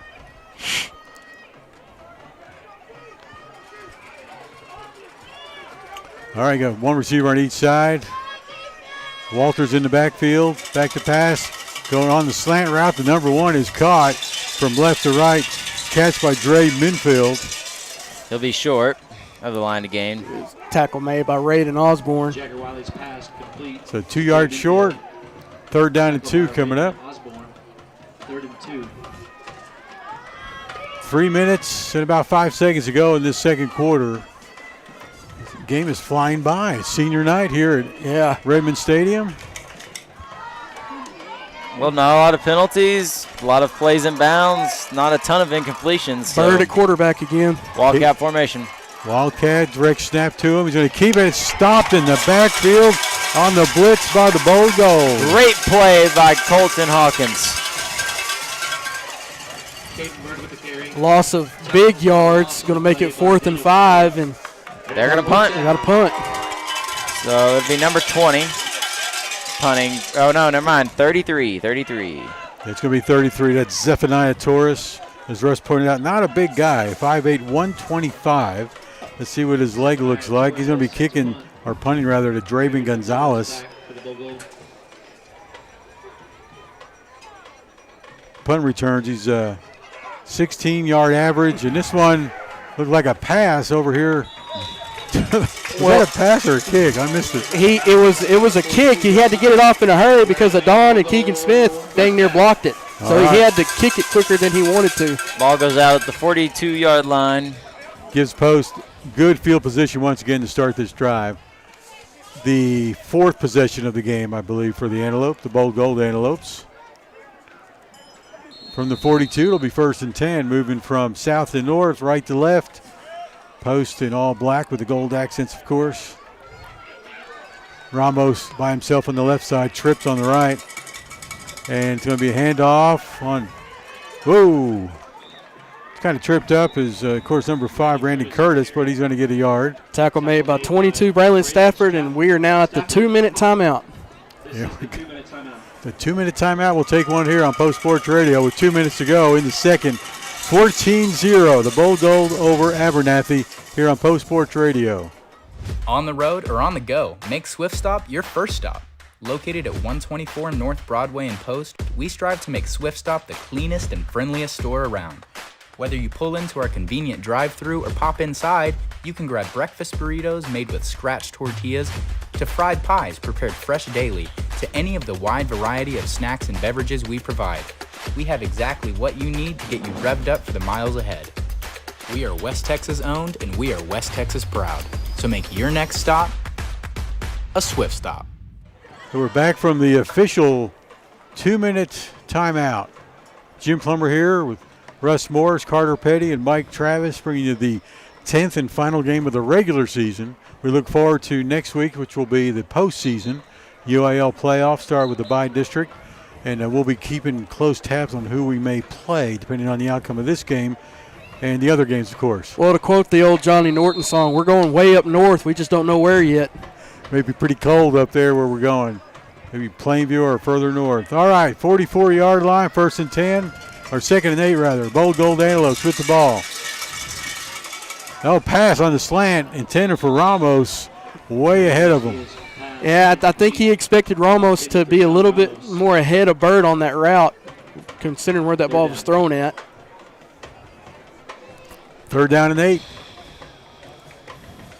Post would be nice to score, as we talked about during the break. They won't go up one more possession if we can get a score here, whether it's a field goal or a TD.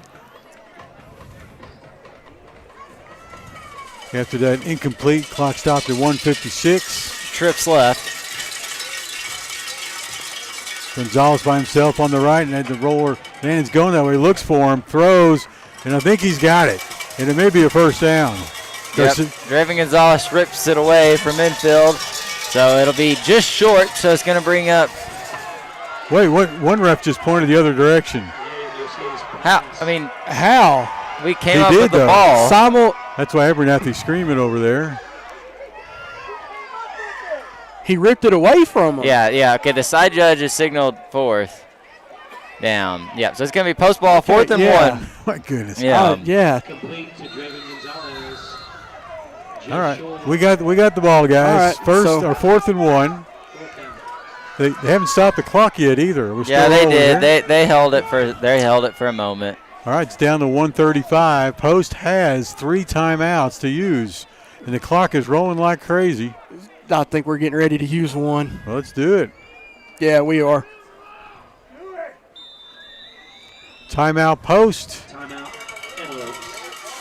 Going to take a break here on Post Sports Radio. When we come back, we just have 1 minute and 22 seconds left in the Post Car Wash second quarter, and the Bold Gold Antelopes have a 14-0 lead. No matter the time of day, you'll find something just for you at Bill Cohen's McDonald's. Breakfast with an Egg McMuffin, lunch or dinner with a Big Mac or Quarter Pounder and fries, a quick snack of fresh bakery items, or just a cup of coffee. Bill Cohen's McDonald's has it, and it's always fast and fresh. Stop in today at any of the 5 locations of Bill Cohen's McDonald's: Brownfield, Levelland, Post, Slayton, and 82nd in Milwaukee in Lubbock.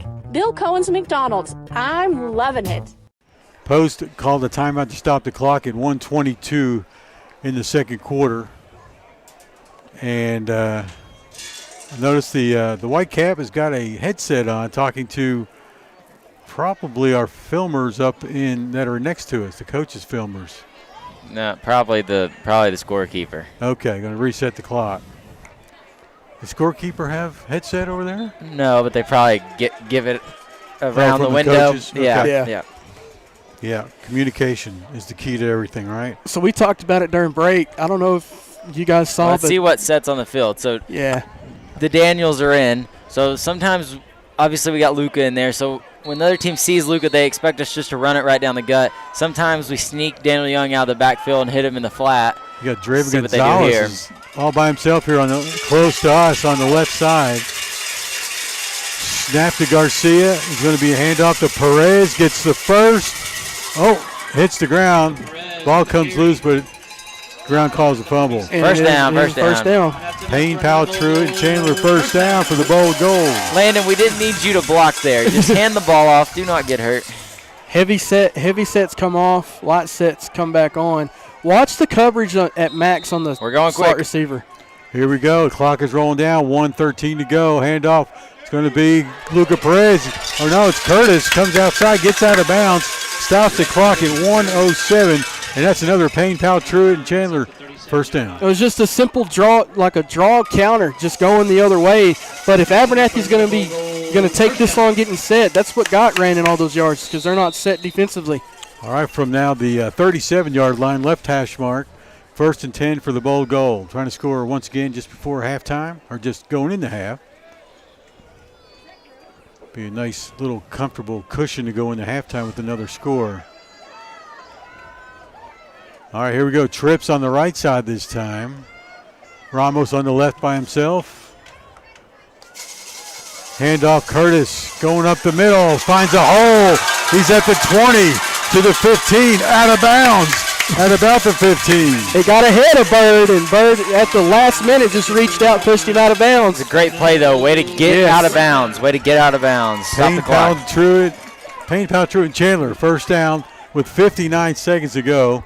And Curtis smart enough to get out of bounds, stop the clock at 59. Way to go, Every guy. time we can run the ball and get out of bounds, that just saves us timeout and allows us to run the ball again. Our thumper's back in. No. But he goes out at wide receiver. 5 wide. He's in the slot position on the left. Ramos, wide left. Trips on the right side. So 5 receivers. It's going to be a bubble screen to the right side. It's set up. Gonzalez is going to score a Bold Gold touchdown. Great block by Max Cole there. Touchdown, Draven Gonzalez. And notice how patient he was on the catching the ball as well. Let's everybody set up and go on the outside. All right, nice. Post wanted to score again. They did with 53 seconds still on the clock. So Abernathy will get the ball back before we go into the locker room at half. All right, number 10, Nelson Esparza is 2 for 2 tonight. There's a snap, hold down, kick is up. It was tipped, but it went through. And it's good. All right, 3 for 3 on the night for Esparza. So let's take a break here. Carson Construction score now, Post 21, Abernathy 0. We'll take a break here with just 53 seconds left in the Post Car Wash second quarter. It's grilling season, and nothing tastes better than meat cooked out on the grill. Make sure your freezer is stocked with meat from Jackson Brothers Meat Locker and Post. They have meat packs of every size for every budget with chicken, steak, hamburger, and their famous German sausage. Jackson Brothers Meat Locker, 121 South Avenue H in Post. Call 495-3245. That's 495-3245 for Jackson Brothers Meat Locker of Post. And visit their website, jacksonbrothersmeat.com. All right, Post scores again and increases their lead. Here's the drive summary with Carter Petty.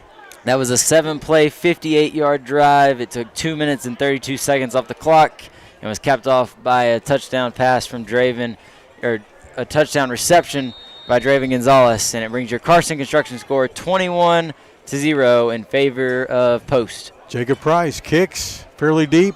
It's going to be caught at the 17. It's muffed, picked back up, still on his feet. Whiffed. Is that 10 with the reception? I do believe would be Aiden Villarreal. Flag comes in late.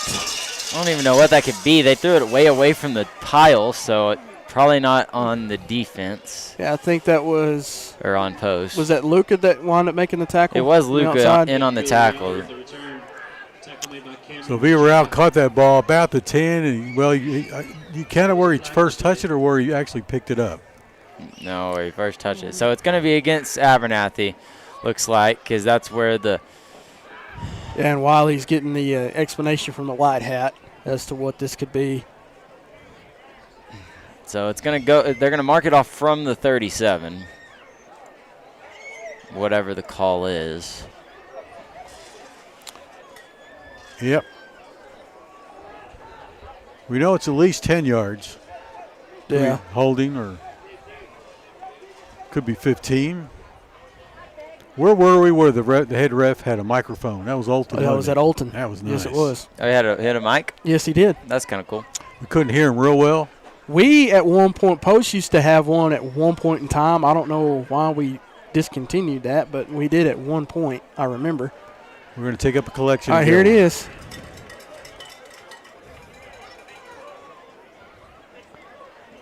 I don't know what that signal was. That's flying free, clipped in the back. Is that a clip? They still don't call it a clip anymore. Block in the back. Now, we don't know what it was, but it was a 15-yard penalty.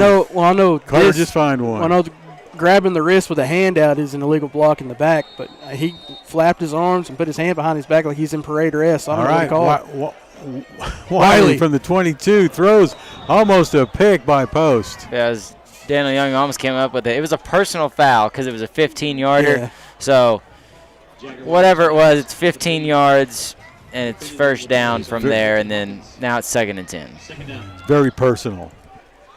All right, from the 22, 2nd and 10. Well, that unnecessary foul by them, it hurt Abernathy considering where they have to start their drive at. All right, here we go, 2nd and 10 from the 22. Wiley's going to hand it off. Malachi, do believe. Walters, maybe 1 yard. Vicente was in there that pushed him back, and I believe that was going to get a timeout Daniel here. Carroll in on the tackle, as we're going to take a timeout, I think. Who? Post. Post takes a timeout with 30 seconds to go. And it is 3rd down and 9, so maybe we'll get the ball back with one play. Be nice.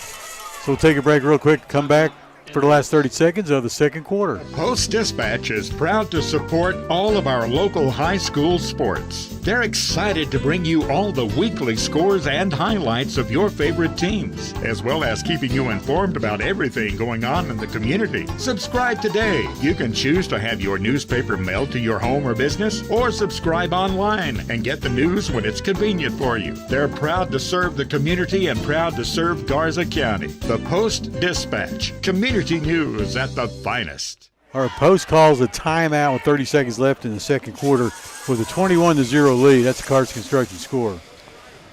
And we'll see what happens here, Post. If they play the clock right, we still got one timeout left. Could possibly punch it in again for another score if Abernathy can't push the ball down the field. Yeah, they're running out of plays and time for where they can utilize all the stuff in the back. They're in the Wildcat, so they're going to run the ball. Yeah, Caden Bird's in the Wildcat. Takes the snap, goes left. Oh, boy, he's hard to bring down. Bring him down. Good tackle there by Rayden Osborne in the open field. Clock is running. Takes the ball to the 40. That's another touchdown-saving tackle. They're going to get a timeout. This one's by Abernathy. Yes. They had one left. Timeout. Would have stopped the clock anyway to move the chains, right? They would have held it for a moment. Yeah, just a moment. They would have held it momentarily. Well, we're going to keep it here, guys. So 23 seconds. Abernathy can't stop the clock. They have to get out of bounds on this next play, or it has to be incomplete. If not, they have 2 plays if they don't stop the clock after this. If you can get out of bounds, still got a couple chances. They're going to score a touchdown. They're going to try to score a touchdown because they don't really have a field goal team or a field goal kicker. If they do kick it, that ball's got to be right at the 1 yard line for them to kick it probably. Yeah, it's got to be almost an extra point. All right, all from their own 41. It's 1st and 10 for Abernathy. One receiver left, one right. That's going to be, watch out for Caden Bird here on the right side, closest to us. Here's a snap. Wiley back to pass. He's looking for Bird. He throws it deep down the side. And guess who catches it? Bird with a nice catch and brought down at the 34. Yeah, that's Alec Garcia's man. He comes in. Bird just makes a good play up above him, and here comes Abernathy. Hurry up offense. They got to set the chains. There's a snap. With Spike. Spike stops the clock at 13 seconds. We would like to see Alec Garcia maybe go up and try to make a play on the ball there instead of just hitting the guy. Hitting the guy's fine because we bring him down in this situation, but yeah, I don't know if you can see it on camera, but Coach Patterson took the headset off and that's I think what he was telling Alec is go up and make a play on it because he was chewing at him as soon as the play was over. That's all right. Ball's at the 34. Alec will get it next time. 13 seconds to go in the first half, second quarter. Back to pass. Jagger Wiley gets some pressure, gets rid of it finally. It's going to be out of bounds for the intended receiver, Caden Bird. 7 seconds left on the clock after the incompletion. A lot better coverage by the Bogold secondary that time around. And it's 3rd down. Well, Abernathy only having 2 to 3 wide receivers in the pattern most times makes it a lot easier on the secondary to cover those guys. Well, they're missing Colt Micheletti, who was their best receiver against us last year. And then I think Isaac Reyes being out, along with Caden Flores, had a lot to do with that, with their receiving core. So you're going to watch out for that Caden Bird, new kid at Abernathy, junior, lined up on the right side as a receiver. Wiley back to pass, looking for Bird again. It's going to be a pick for Post. Interception. Got a chance to. Oh, it just slides Alec down. Garcia. Yep, Alec Garcia with another pick. That's his second one of the season. That's going to stop the clock. We'll go into halftime in just a moment. Congratulations. It's halftime. The Bold Gold Antelopes have a lead 21-0 here at the Antelope Bowl at Jimmy Redmond Memorial Stadium in Post, Texas. Special interview coming your way. We'll keep track of all the scores of interest, and we come back on the D&D Winco 2 halftime show only on postsportsradio.com. This message is a courtesy of Harp Girls Holding. Texas 4-H is a club for kids and teenagers ages 5 to 18, and it's big. It's the largest youth development program in Texas. 4-H is for kids with animals and so much more, like shooting sports, food science, healthy living, fashion, and photography. Contact the Garza County Extension Office to sign up by calling 806-495-4400 or visit 4honline.com. This message is a courtesy of Harp Girls Holding. On the road or on the go, make Swift Stop your first stop. Located at 124 North Broadway in Post, we strive to make Swift Stop the cleanest and friendliest store around. Whether you pull into our convenient drive-thru or pop inside, you can grab breakfast burritos made with scratch tortillas to fried pies prepared fresh daily to any of the wide variety of snacks and beverages we provide. We have exactly what you need to get you revved up for the miles ahead. We are West Texas owned and we are West Texas proud. So make your next stop a Swift Stop.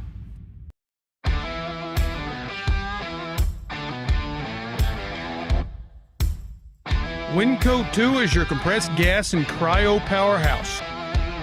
We strive to provide excellent cryogenic and gas storage products, service, and support to any and all industries ranging from chemical to agriculture and beyond. Unbound by location, we provide nationwide solutions from sea to shining sea and have done so for over 25 years.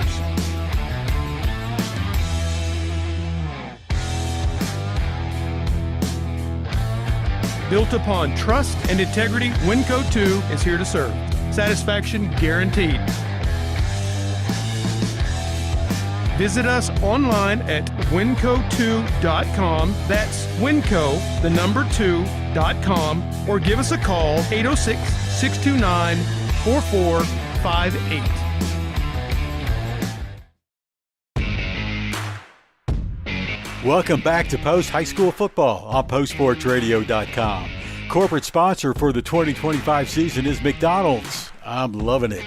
This broadcast is made possible by D&D Winco 2, Post Family Dentistry, Judge Lee and Marcia Norman, KSSL Radio, the Post Dispatch, Pocalambro, Payne, Powell, Truitt, and Chandler, George's Family Restaurant, Carson Construction, Post Car Wash, Harp Girls Holding, Holly's Drive-In, Post Independent School District, RRC Wholesale, XL Energy, Swift Stop Convenience Stores, Happy State Bank, Post Plumbing, Heating and Air, Jackson Brothers Meats, Sonic.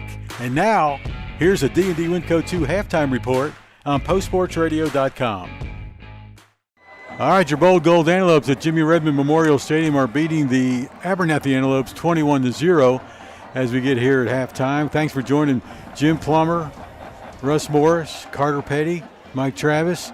You're taking got a view of the Abernathy band, the back of them at least. They're playing to their fans over there on the visitor side.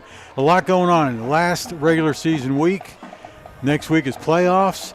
So let's talk about what's going on score-wise tonight and what could happen and who's going to do what next week. Okay, so first, let's wrap the present before we unwrap it first. Okay. So in District 1 of 2A Division 1, that's the district we will play in the first round of the playoffs next week. Your top four as it stands entering the game today were West Texas Stinnett first, Spearman second, Panhandle third, and Highland Park fourth. Highland Park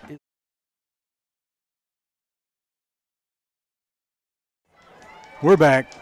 Okay, Highland Park is locked into the playoffs in District 1. They beat Sanford Fritch last night 26-6, so they are locked in at 4th. Okay, and then in District 2, our district, New Home, New Deal Post, or New Deal, New Home Post, and that we're all 3-1. So if all 3 schools finish tonight with a 4-1 district record, each school is going to be tri-district champions. We're all going to share a district championship. We get a ball and all that? Yes. Trophy tonight? Yes. If we win this one, okay. And then Abernathy, the best that they are playing for tonight is 3rd place. Post loses. Somehow the second half is an unmitigated disaster. We fall to 4th, and which means we'll play West Texas Stinnett in the first round. So we keep ahead of business. Right there it is. It looks like now, so as the scores come in, Spearman and Panhandle are playing for 2nd and 3rd place. Panhandle looks like they're going to be the 2nd seed in District 1. They're leading Spearman 39-6. West Texas Stinnett 14-0. Then as we look in our district, New Deal 41, Floydada 0, 3:23 left to go in the first half. And then down in Olton, New Home 34, Olton 14 with 1:23 left to go in the first half. Not too bad. All right, we'll take another break. Got a special interview. We're going to talk about what's really special going on at Post when it comes to getting our kids ready for the next level of life. And Joey Quintana is going to join us here in just a minute here on Post Sports Radio. Or at halftime, the Bold Gold lead the Northern Antelopes 21-0 is the Carson Construction score. In Texas, Fridays are known for one thing: football. High school football just seems to bring people together. That's why McDonald's celebrates that spirit with our $8 hot and spicy McChicken bundle and $10 20-piece Chicken McNuggets bundle. Both include a basket of fries. So hang out at McDonald's and start a new tradition. Price and participation may vary. Cannot be combined with any other offer. Post Antelope football is powered by Walk-Ups Point, the place in Post for custom embroidery, laser engraving, quilting, and fresh smoked Buck's beef jerky. Walk-Ups Point is on East Main at the tracks. Call 806-787-6777. Certified public accountants, Bollinger, Seegers, Gilbert & Moss, LLP, serving Post and West Texas since 1954. And Carson Construction for all your construction needs. These sponsors make Post Sports Radio a reality. The Post-Dispatch is proud to support all of our local high school sports. They're excited to bring you all the weekly scores and highlights of your favorite teams, as well as keeping you informed about everything going on in the community. Subscribe today. You can choose to have your newspaper mailed to your home or business, or subscribe online and get the news when it's convenient for you. They're proud to serve the community and proud to serve Garza County. The Post-Dispatch, community news at the finest. Not every pass leads to a touchdown, but every game can be a win with Jackson Brothers Meat Locker of Post. With high-quality beef and pork cuts of every variety, plus their sausage and world-famous beef jerky, you might have to play some defense around the dinner table. But this football season can be as delicious as it is entertaining. Located at 121 South Avenue H in Post, call today at 806-495-3245 for Jackson Brothers Meat Locker of Post. Hey, we're live at Jimmy Redmond Memorial Stadium in Post, Texas, where the Bold Gold Antelopes lead Abernathy 21-0. This is the part of the halftime show where we'd like to do an interview. And Joey Quintana from Post ISD, for his, you told me your second year, is here. And you're here to tell us more about the PCT program you're heading up and teaching our young ones how to make that next step in life in the medical field. So tell us more about what's PCT stand for. Hello, Jim. Thank you for having me on. PCT is for Patient Care Technician, so it's an entry-level job for anybody going into a career pathway. In the hospital setting, they do basic skills. They do vital signs. They help patients bathe. They ambulate patients. Advanced skills, they get to draw blood, do EKGs. So there's a lot of different things that they do to help out the nurses. So they're the right-hand person of the nurses, more than likely. Yes, absolutely. And how long have you been doing that here in Post, too? So this is our second year here in Post doing the program. Have you seen a growth since the first year? Yes, last year we had 11 students, and this year we have 25. And recently you've taken some trips to take the kids get some real-life experience? Yes. This year we have already seen live brain surgery at Covenant Medical Center. And then on this past Monday, we had our first clinical day. So we acquired a new contract this year with UMC. So we were at UMC on Monday on about 6 different floors. Awesome, with man. students, yes. Live brain surgery. Yes. Yeah. I don't know if I couldn't watch that. I mean, when I I would watch be out on TV that. shows and they show blood, I just turn my head. Yeah, I would be out on that one, I don't yeah. know. So, okay, so you're taking the kids out on the road to see things like that. And so I understand you need a little bit of help financially to help, give the kids something to eat or whatever when they're out on the road. So what do you have going on to raise funds? So one of the things that we did this year, of course, I went to go get certified to be a BLS instructor.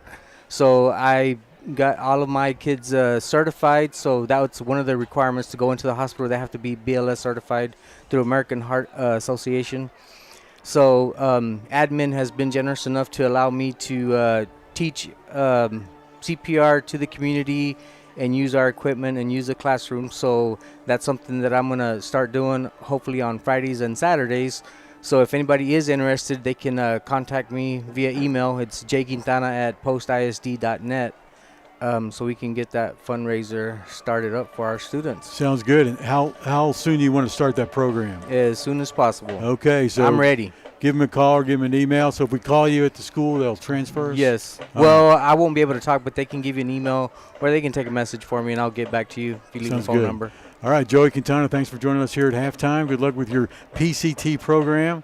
Sounds very encouraging. Did I get that right? Yes, sir. Okay. Sounds very encouraging for these kids. It looks like they're really enjoying it as well. Yes, sir. Congratulations. Thank you, Jim. We'll be right back with more of the halftime show on Post Sports Radio, where the Bold Gold lead 21-0 against Abernathy. The community of Post continues to be committed to the Post Antelopes, just as Happy State Bank is committed to our customers. Perseverance, commitment, and resilience are key ingredients for success both on and off the field of play. Whether you are cheering on the Post Antelopes, starting a new business, or planning for the future, Happy State Bank is here for all your life's moments. Let us be your partner at Happy State Bank. Visit us in person or at happybank.com. Happy State Bank, a division of Centennial Bank, member FDIC, equal housing lender.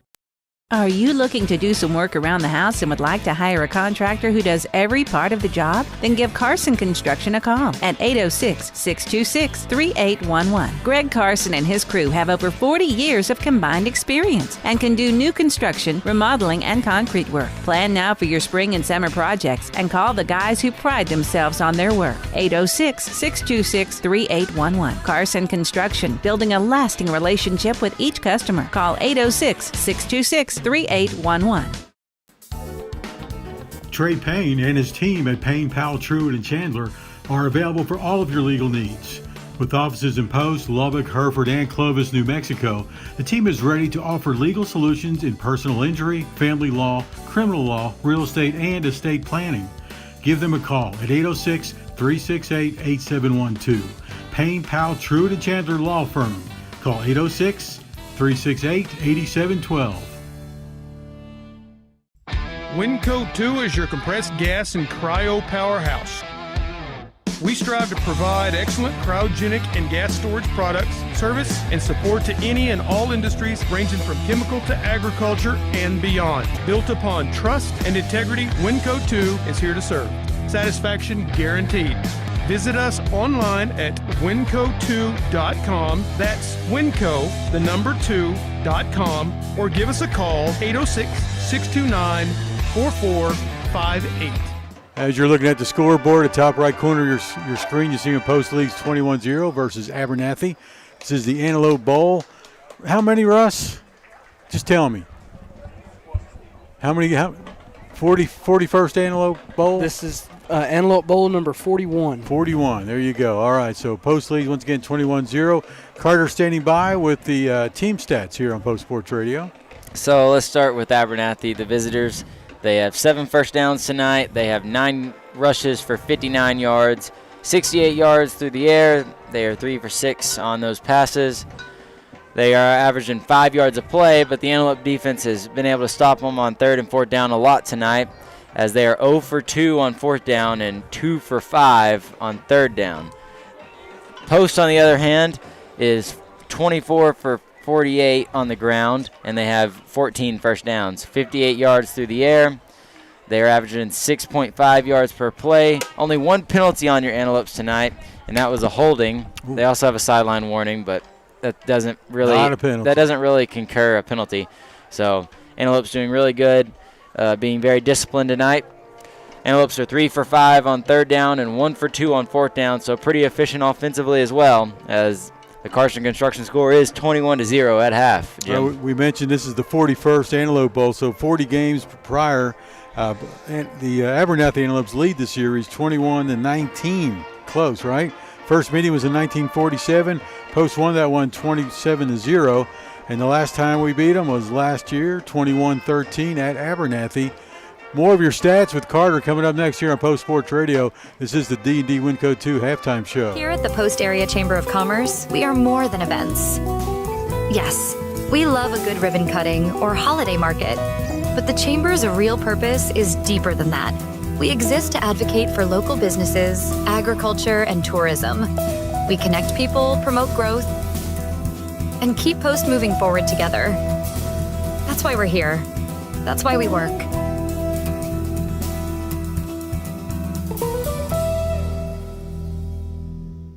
The Post-Dispatch is proud to support all of our local high school sports. They're excited to bring you all the weekly scores and highlights of your favorite teams, as well as keeping you informed about everything going on in the community. Subscribe today. You can choose to have your newspaper mailed to your home or business, or subscribe online and get the news when it's convenient for you. They're proud to serve the community and proud to serve Garza County. The Post-Dispatch, community news at the finest. Not every pass leads to a touchdown, but every game can be a win with Jackson Brothers Meat Locker of Post. With high-quality beef and pork cuts of every variety, plus their sausage and world-famous beef jerky, you might have to play some defense around the dinner table. But this football season can be as delicious as it is entertaining. Located at 121 South Avenue H in Post, call today at 806-495-3245 for Jackson Brothers Meat Locker of Post. Take a break and let Post Family Cleaners take care of the laundry. Family Cleaners is Post hometown laundry and dry cleaners on West Main Street in Post. Whether it's dry cleaning, wash and starching, laundry service, or alterations, Post Family Cleaners has you covered. Let Post Family Cleaners make your life a bit easier. Go by 111 West Main Street or call 806-495-0777 to get details. That's 806-495-0777. Post Family Cleaners, your hometown laundry and dry cleaners on West Main and Post. All right, we're back live at Jimmy Redmond Memorial Stadium, and Carter Petty is standing by to give us the individual stats in this Antelope Bowl game where Post leads 21-0. Carter? We'll start with Abernathy. Their leading rusher tonight is number 0. That is Caden Bird. He has 9 carries for 54 yards with a long of 21. He's running a lot of that wildcat formation, as we mentioned multiple times tonight. Through the air tonight, Jagger Wiley, number 13, is 3 for 6 for 68 yards. And his leading receiver is also number 0, Caden Bird, who has 2 receptions for 61 yards. Caden Bird, best player offensively for Abernathy. Now look at the defensive side of the ball. The leading tackler tonight for Abernathy is number 20. That is Micheletti Walters. He has 6 total tackles tonight. Other than that, just took 2 or 3 tackles for a bunch of Abernathy players. Now we look at the Bold Gold. Leading rusher tonight for the Bold Gold is number 5, Randy Curtis. He has 20 carries for 140 yards and a touchdown. So another good night for him so far. Through the air tonight, Landon Garcia is 4 for 8 for 58 yards and 2 touchdowns. And his leading receiver is Draven Gonzalez, who has 3 receptions for 53 yards and 2 touchdowns, really getting him involved tonight. Defensively, the Bold Gold leading tackler is number 20, Luca Perez. He has 7 on the night. And then also Alec Garcia with an interception there to end the half. Those are 2 really good defensive players so far tonight after the first half. So looking forward to the second half. Abernathy will get the ball, so Post needs to get a stop coming out of half and get that ball back, and it should be able to shut down Abernathy and come out with a win tonight. All right, thank you, Carter. Mike just showed us a nice shot of the moon. You want to do that again? Oh, yes. I've Beautiful been moon waiting. tonight. I wanted to do this at Floydada because it was Halloween, but yeah, it was behind us in Floydada. The moon was behind us. We needed an extra. So Zoom out. it's some type of gibbous. I'm not sure if it's waxing or waning. There I'm going to you look go. it up. It's not wailing, it's waning. Well, there's the moon for you. Thank you, Mike Travis, on camera tonight. Not a full moon, but close to it. What do you call that? Siri, what type of moon is it tonight? A what? A Hang beaver on, moon. hold it. It is a waning gibbous. Ooh, little science here on the Post Sports Radio broadcast. It's 93% illumination. Okay, cool. Thank you, Carter Petty, or who'd you call to tell you that? I didn't call anybody. I asked Siri. Siri, oh yeah. Well, That's and then it took somebody. me to moongiant.com. Okay. We'll cite our sources. Hey, it's 21-0, Bold Gold over Abernathy. We'll take another break, come back with the second half kickoff here on Post Sports Radio. Halftime show is brought to you by D&D Winco 2. In Texas, Fridays are known for one thing: football. High school football just seems to bring people together. That's why McDonald's celebrates that spirit with our $8 hot and spicy McChicken bundle and $10 20-piece Chicken McNuggets bundle. Both include a basket of fries. So hang out at McDonald's and start a new tradition. Price and participation may vary. Cannot be combined with any other offer. Have a great idea for an energy drink, but don't know where to start? At RRC Wholesale, we make it simple. From our chemist creating your perfect formula, to our design team crafting eye-catching labels and retail packaging, we handle it all. As a woman-owned Texas business, we believe in helping brands of every size succeed. With low minimum orders, national and international logistics, and the support to get your drink onto the big box shelves. Ready to launch your brand? Visit rrchwholesale.info or call 806-370-0419 today. Bold Gold stands for power, grit, hope. It pumps through our veins and lives in our hearts. It's built people, businesses, communities. Those two words are what we Post Texans live for.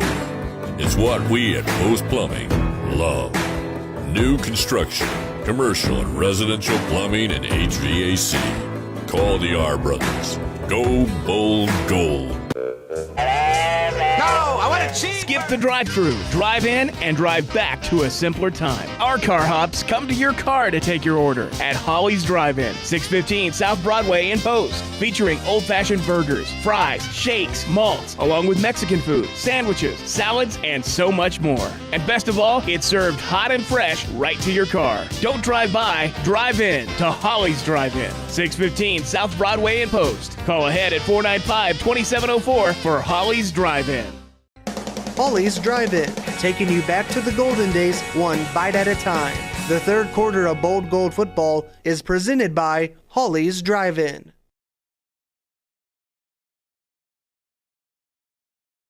All right, we are back, and we are ready for the third quarter, brought to you by Holly's Drive-In. Post kicking off to Abernathy. 55 is kicking for Post. Of course, that's Jacob Price. Back to receive. Three guys. Aiden Villarreal is one of them in the middle. Price is going to kick it at about the 18 and almost mishandled by Abernathy, but a nice kick by Price. Got to be careful. You get called for delay a game on that. Or just unnecessary roughness. Yeah. As Nelson Esparza and Cameron Menchaca. All right, so it's going to be a pretty long field for the Abernathy Antelopes to start off this third quarter, down 21-0. And they're going to start at their own 21. Well, that's twice that they've mishandled the kicks on special teams. So see if the Bowl Gold can pick up where they left off defensively in this second half. All right. Jagger Wiley, the quarterback, in the shotgun. Couple running backs. He's going to hand it off to number 0, of course. I think that's him. Yeah, you might the be Bird right. Character, yeah. Lined up as a running back this time. That's Caden Bird. It's almost the entire defense swarmed to him. I'll give Vicente Hernandez and Keegan Smith credit for wrapping him up. You guys talked about, why aren't they giving the ball to Caden Bird more often? Well, there they do. They start off the second half, and Post contains them. No gain on the play, or just one actually. Ball's at the 22.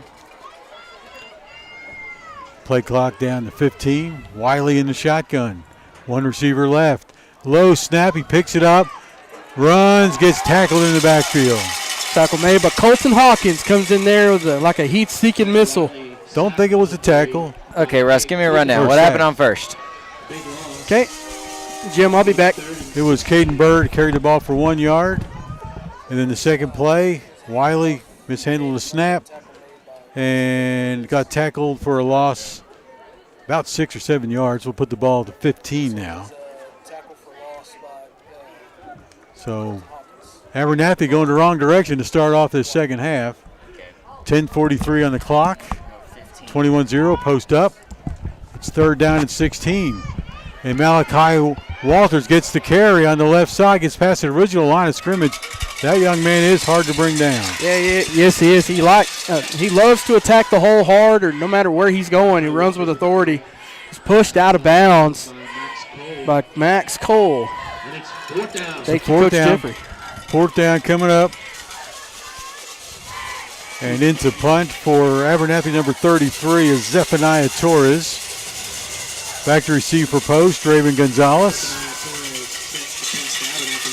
Draven's got 2 punt returns for a touchdown on the year. One last week. There's a snap. And it's almost tipped. It's tipped once again. Almost identical to the last one. Lands at the Abernathy 45, rolls into post territory to the 44, and is down by number 10, Aiden Villarreal. Luca Perez got in there, laid a hand on it, and tipped, almost blocked it. So far, all 3 phases of the game for the Bowl Gold are coming to life tonight. This has been a team effort all the way around. All right, Post with the ball with a 21-0 lead. Carter, you okay? I'm good. All right, man. Hear you pounding the table over there. Hope things are going well. I was tapping the table because that's exactly what we needed to do. We needed to get a stop coming out of half. Now we need to score, really put this thing away. As Carter would say, trips right, one left. Handoff. It's going to be Luca Perez. Bounces outside. He's going to not go out of bounds. Stays in bounds. And gets a Payne, Powell, Truitt, and Chandler first down for the Bowl goal. Yeah, it's a good run by Luca Perez. He bounced right outside, got to the 50-yard line, chopped his feet, stopped, and then cut to the right to run upfield. Flag on the play. Where was the flag? Was it? I don't see it. Was it in front of the line of scrimmage? Flag is on our sideline. Flag is on our sideline. Again? No warning this time. Well, the flag is sitting. The actual physical flag is on the sideline. I don't know what the call is. But that if the flag's right there, that would indicate that it's probably sideline interference. Or just, I guess, I don't know what. I don't know. This line judge, him and Coach Wright aren't really gelling. They're just. They pushed all the players are off the white part of the sideline. So it may not be Coach. He's pushed everybody back. And the line judge and coach are having a few words of explanation, I'm sure. Sideline interference called against the So sideline interference against the Antelopes still gives them a first down. Remember, they got the warning in the first half. It'll still be a Bowl goal. First down. Okay, well, we didn't really lose any. Did we lose yards? I don't know what happened. It's at the 48 in Abernathy territory. Post with the ball. We did lose 5. We lost 5. All right, handoff's going to go to Curtis. Oh boy, nice run by Curtis. Hard to bring down. Randy Curtis takes it past the 45 in Abernathy territory to the 40. Was it 43? And Zephaniah Torres brings him down, number 33, but also Ryan Hillis on the tackle as he gets to the 43-yard line in Abernathy territory. Randon went over 1,000 yards last week. Now he's over 1,100 this week. Looking good on the field for the Bowl Gold. Landy Garcia brings a play in from the sideline as usual. 3 receivers on the right, 1 left. Sean Ramos close to us all by himself. Curtis in the backfield. He's going to go out for a quick pass by Landon Garcia. Incomplete. Just throws it away. He had nobody open, and he was also running out of time to try to find somebody to throw to. Good coverage by the Abernathy defense. Yeah, intended for Max Cole, number 3. We talked earlier, like to get Max back in the passing game, and that may happen here tonight. Daniel Young checks back in at wing back. So it's going to be 3rd down and 5 for the Antelopes of Post. I know I say it like almost every time Daniel Young comes in the game, but we haven't run the play where he kind of sneaks out the backfield. So that's always there when he's in the game. Yeah, a little play action screen. This could be a perfect time to use it right here. Well, Daniel Young's lined up on the left side as a blocking back. 2 receivers right, 1 left. And it's going to be kind of a shovel pass. 2 right. He gets open at the 40. Goes to the 30. Switches hands with the ball. Inside the 20. He's in the red zone down to the 12. Tackled immediately by number 0, Caden Bird. Daniel Young, little Bogo ninja running with authority. So was that a shovel? That was a shovel. That was a shovel pass. Well, I mean, he really kind of handed it. Oh, there's a flag on the play. Flag on the play. Flag at the 30-yard line. So this is going to be holding, I believe. Well, flag was also past the first down marker, so I believe the first down will probably stand maybe. Yeah, it looks like they're going to get Jacob Price there on the holding is what that's what Sebastian Martinez is signaling. He said 5-5 and holding. Okay, so they're going to mark it off. It's going to be a repeat of 3rd down.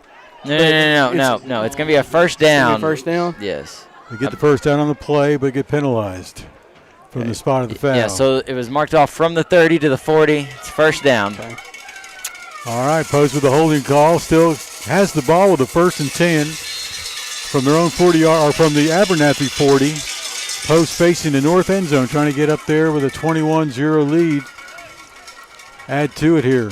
2 receivers right, 1 left.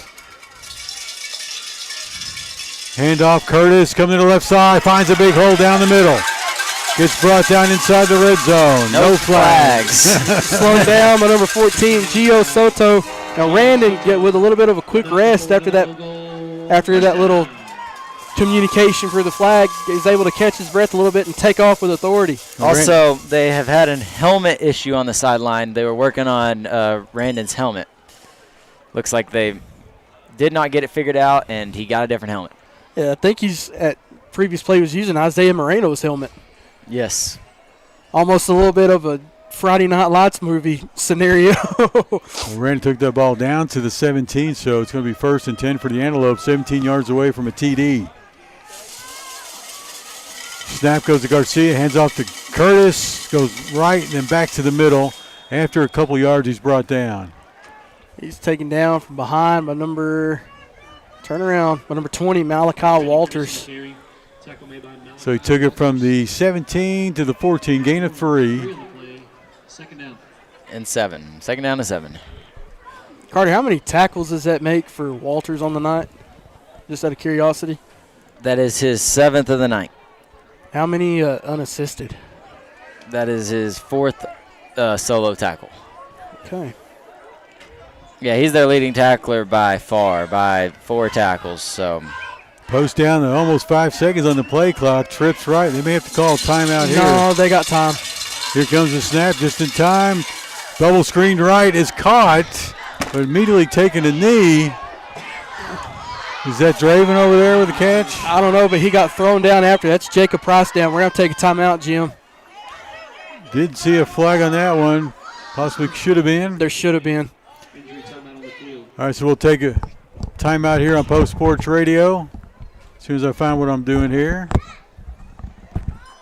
Back in a moment. Bold Gold stands for power, grit, hope. It pumps through our veins and lives in our hearts. It's built people, businesses, communities. Those 2 words are what we Post Texans live for. It's what we at Post Plumbing love. New construction, commercial and residential plumbing and HVAC. Call the R Brothers. Go Bold Gold. Checking up on him. We're back after the official timeout. So ready to resume play with 6:32 to go in the 3rd. And it's third period, 3rd down and 7 coming up. Got 3 receivers on the right, 1 on the left. Keegan Smith checks in now at left tackle. Let's keep an eye on this for as long as he's in there. Let's see what he can do. Lenny Garcia, the junior quarterback, back to pass from the pocket, going right into the end zone. And it's incomplete. Incomplete. Well, Maybe let's see. fumbled. They roll. Referee's rolling. It's a touchback. They're rolling it a catch. Fumble. Recovered by Abernathy in the end zone for a touchback. Well, now they're conferencing. Because he didn't have. It looked like he didn't have enough possession of the ball. Back judge is running to the head ref. It's first down, Abernathy. So that's Landon Garcia's first turnover of the season. Wow. 1st and 10, Abernathy. Was that intended for Draven? That what? No. Max. It was Max. Max Cole, the intended receiver. Yeah, it was just probably not the best place to throw that ball. And that was number 1, Dre Minfield, that went up there to try to intercept it, but could hang on to it, and Abernathy had more white hats on the ball. No, it's an interception and a fumble. Here we go from the 20-yard line. 1st and 10. Wiley's rolling left. Throws it up for grabs. It is caught by number 0, Caden Bird. And speaking of Max, he went in there, tried to take his head off, but Bird spins around him and goes out of bounds. Knocked out of bounds by Max Cole. All right, so a gain of about 4. Second down, or a gain of 3. 2nd and 7. 6:18. Clock stops there after the reception, and the receiver goes out of bounds. Abernathy's not one to not play to the whistle. I mean, they did come back against New Deal for a little bit. Jagger Wiley gets a snap, laterals right to Malachi Walters, stopped in the backfield. Back from behind, number 24, Colton Hawkins. Walters going to pick up 1, take it to the 25. So 3rd down and about 6. And it's 3rd down. Let's call it 5. Abernathy's taking their time getting plays in. Game is going by quite quickly, guys. Yeah, it's the 8:36. Second quickest game we've been a part of this year, Jim. 5:36, Jim. 5 minutes. There we go. Back to pass. Wiley fakes, pumps, throws it down the left side up for grabs, and it's intercepted. Max Cole. Yes, it is. That's the 2nd turnover of the day by the Volgo defense. Max Cole's 4th interception of the season. Way to go, Max. Picks up. Hey, even though he missed about 3 games, he's picked up right where he left off. Well, he and Draven Gonzalez are up there and leading in interceptions. They had 3 each. Now Max takes the lead with 4. So Post gets the ball back, 21-0 lead, 3rd quarter, 5:28 to go here. And the what is this? The 3rd quarter. The Antelope Bowl. It's Holly's. Oh, it's Holly's the Holly's. Holly's Burger sounds real good about now. All right, so Laney Garcia in the shotgun for the bold gold. Handoff, Brandon Curtis bounces outside, finds an opening on the outside of the 50. Flag thrown. Uh-oh. Scuffle between Max. The entire Post sideline is wondering what this flag is on. It's on Max Cole for holding. Because that looked like a clean block, and Jacob Price checked back into the game. They're just... Let's see what the call is here, guys. Holding. Post. So when Max was rotating his hips, they're going to say that he grabbed enough of the upper body to twist him around. Instead of it looked like he drove him back with authority and almost ragdolled him. In my book, that's not a hold, but we play on. The good old days when you weren't allowed to grab anything. Mike Travis remembers how we used to block. Put your head in a lot more danger, though. Yeah, all right, so Post. 1st and 17. Whenever you take somebody to the ground outside the tackle box, they call holding on that the majority of the time. 1st and 17, Post. Handoff, Curtis stopped at the line of scrimmage. Big old boy brought him down. As number 60, Jake Harkey. Tackle made by Jake Markey. Well, that hold put everybody in a bind because it was a good run by Randon on that play before, the play in which the hold occurred. Keegan Smith checks back in. Yeah, it's 2nd and 17 for the Antelopes. 4 minutes, 45 seconds to go in the third, brought to you by Hollies. Three receivers right, one left. Landon Garcia with 2nd and 17 from their own 40. Back to pass from the pocket, no pressure. Finds a receiver. Oh, hit the hands of Alec Garcia and couldn't hold on to it. Yeah, it's one that if was thrown right to him, that's one that I think Alex would wish he had back, because it was thrown right to him and was going to be enough to put it at 3rd and manageable. Now it's 3rd and got to go to Southland to get this first down pretty much. 3rd and 17, still a chance to get to the line of gain. That's his new term. In my book, every line's a gain. You know what I mean? Every hash mark. Yeah. It's the line to gain. To gain. Okay. To gain. To gain. If you put that 2 in there. But what's wrong with first down? That is okay. Here we go, back to pass. Landon Garcia gets flushed right, gets rid of it. It's way out of bounds.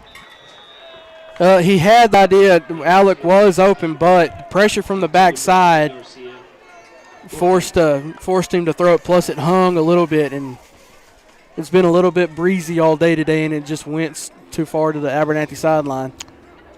So Mr. Everything, Luca Perez, back on the field. This time he's going to punt with a 30-yard average. His longest is 56. He's got 6 inside the 20-yard line. That's a nice figure. Standing at the 28. Takes a snap, a little bit high, pulls it down, gets rid of it. Good punt. It's going to land. Roll forward. Oh, yeah, takes a post roll past the 20. It's going to go inside the 10. So that's going to be his 7th punt inside the 20 for the young man. 1st and 10, Abernathy. Right at the 10-yard line. Abernathy's got 90 yards to go for the first score. Let's see if Post can answer with another turnover, get this ball back, help your offense out a little bit.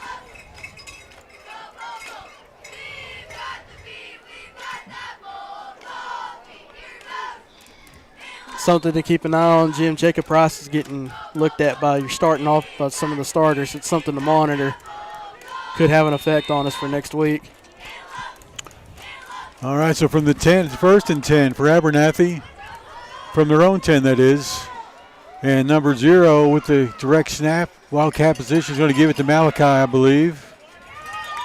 He gets a couple yards and is pushed back. Stopped from behind by Alec Garcia, Daniel Young. Yeah, Malachi Walters usually hard to bring down. Picked up 2, maybe 3. Put the ball now at the 13-yard line. So he picks up 3. 2nd down. So 2nd down and 7 to go for Abernathy as they wearing down this clock for us. I like that. So wild antelope formation here. There you go. Caden Bird takes a snap, going to run left, and he gets stopped just past the line of scrimmage. Daniel Carroll. Carroll lets him get 1 yard. Good read by Daniel Carroll to crash in from behind him and not allow him to gain anything. Carroll playing the left tackle position, the leading tackler on the team. Now, last year, Post's leading tackler was Colton Hawkins at the middle linebacker position. He's 2nd leading tackler this year. 3rd down and 7. Abernathy. Wiley takes a snap, looks left, gets rid of it. Oh, incomplete. Bring up 4th down. Almost intercepted by Max, but he's looking to take somebody's head off on that one. He was hoping he would have caught it. Yeah, he was late again. He always scares me because early in the season, he got a couple penalties. He got better. He hasn't had any personal fouls in a long time. Well, Dre Minfield was probably thinking, how am I going to miss this one? Max Cole's going to take my head off. Yeah, it wouldn't have felt good. Zephaniah Torres back to punt. Dre Gonzalez for post, back to receive. A low grounder snap. The punt about the same, but it's going to take an Abernathy roll, and Gonzalez picks it up at the 45. Finding a hole over here on the left side, goes left to right, inside and out. Go down, Draven. He's got to go down. It's going to be marked at the 44. That's where Post will get the ball back in Abernathy territory, though. That'll be nice. Maverick Shadden, number 5, was the first one to get to him. So Abernathy's having trouble punting. Snaps and punts themselves. Yeah, the snap is taking forever to get back to him. That's why Post has had so many opportunities to get back there to block it. Real quick, since our defensive linemen's our leading tackler, what's that say about our defense? Isn't it better to have your linemen make the tackles than the guys in the second and third rows? Pretty much. All right, Post with the ball. 1st and 10 from the 44 in Abernathy territory. It's going to be number 5, Curtis with the call to the 40. Runs down at the 30. That's going to be a Payne Powell true to Chandler. First down. Good blocking by the left side of the Bogold offensive line with Keegan Smith, and I believe Jonah Pequeno was also a pulling guard. He was down there as well, but he just monoed Malachi Walters and just flat out outran him for a huge gain on the play. From the 30 now, 1st and 10 for the Antelopes. 10 yards away from the red zone, 30 yards away from the north end zone. Randy Curtis behind the quarterback, Garcia. Gets the ball, goes right, goes down after picking up 3. Try to see who that is out there. That's number 14, Gio Soto, makes the tackle. Already 2:08 left to go here in the Hollies third quarter. This second half is flying right by. Trying to look at some of these guys for Abernathy playing the secondary. They weigh anywhere between 125 and 150. Pretty small kids out there. 2nd down and 7 for Post. It's going to be Curtis. Gets outside to the 20, inside the red zone, slung out of bounds at the 13. That's a clean tackle. That was Zephaniah Torres that already had him wrapped up and was in the process of throwing him down as soon as he stepped out of bounds. So that's a clean tackle. Mike threw his hands up, so we had to make sure Mike knew it was clean. All right, Post advance the ball now, 1st and 10. They said inside the 15 at the 13. We are in the third quarter, brought to you by Holly's Drive-In. Post up 21-0. Carson Construction score. 1:42 to go in the third. Antelopes imposing their will on this drive. Handoff Curtis. Left, right, up the middle, inside the 5. Another. Well, not yet. Almost. Touchdown. There touchdown. It is. Another bowl goal touchdown. Landing Curtis. Yeah, they have. I think it's safe to say the Bowl Gold have ran the maroon and white into submission this third quarter. Oh, watch out for Mike. Mike's got a pom-pom. Watch out. Nelson Esparza in the kick. All right, yeah, he's 3 for 3 tonight. Filling in for Mason Wright. This one. It's good. Off the end zone camera. Off the hit the pole, but it wasn't the upright. It was the end zone camera. You see that white stick over there going back and forth. Way to go. It was 4 for 4 tonight. We'll take a break and be right back here on Post Sports Radio. Home of the Bowl goal. Post leads 28-0. When the unexpected happens, we take every step to get your lights back on quickly. At Excel Energy, we also take it personally. Because your power is our power. Our employees, your neighbors. It's why we maintain, repair, and protect the grid. So we can provide what's important to you and to us. Resilient, reliable energy. Post scores again, takes a bigger lead, and Carter Petty here with the drive summary. That was a 4-play, 44-yard drive. Took a minute and 18 off the clock, and it was capped off by a Randon Curtis touchdown. Carson Construction scores 28-0 in favor of Post. Jacob Price in there to kick off. He has that shoulder injury, but he's in there to kick it off. Drive summary brought to you by Polk Alhambra. We love their internet here at Jimmy Redmond Memorial Stadium. Here comes the kick. Is he in a sling? No, he's just holding it up like that. Malachi Walters receives it at the 20, takes it to the 30, and he's pushed out of bounds. It was Luca Perez the one that pushed him out of bounds on the far side of the field. Real quick, as you see Keegan Smith, Daniel Carroll, and Vicente Hernandez walk out there as the ones for the Bogold defense stay in. Keegan Smith has had to come in and fill in for the left tackle spot on the Bogold offense, and he has surprised me with how well he's been able to hold his own because the Abernathy defense, they haven't put in their backups yet. So that's their starting defensive line that he's going up against. So he's looked really well, as I knock on wood. Hopefully it continues. Wiley in the shotgun takes his snap, hands off to Walters. Malachi Walters. He goes for about 2, maybe 3. Speaking of, he's a Keegan Smith. First one on the tackle, or on the wrap-up to hold him. That's a gain of 3, second down and 7. Clock winding down almost to 1 minute here in the third. Stopped by a herd of antelopes. Second down. It's a herd of antelopes. Either way, right? Yeah, either way. Is it different for the maroon antelopes? Probably not. 2 receivers stacked up on the left side, 1 right. Hand off to the running back. Malachi Walters could be short of the first, going to bring up third down and about 3. It's wrapped up first by Daniel Young. It's going to be third and about 3. Correct. Malachi Walters once again with the carry. Spotting the ball now to 37. 25 seconds. Getting ready for the fourth quarter to come your way. The Sonic fourth quarter, and y'all are at 28% off, right? Yes. Right. Don't forget Holly's. Get hungry right now, give them a call. And, you can go, the only place in town that comes straight up to bring your food right to you. Game clock is ahead of the play clock, so we are going to head to the quarter. All right, so that's the end of the third. The Bogold Antelope score once in the third. Make their score 28-0. They got the lead. That's the Cards Construction score. The Sonic fourth quarter is coming your way. Right now you get 28% off your meal. An ice cold Coca-Cola is perfect, but only at Sonic can you get a free Coca-Cola that's perfect for you with endless flavors like cherry, vanilla, jalapeno, coconut, and cream.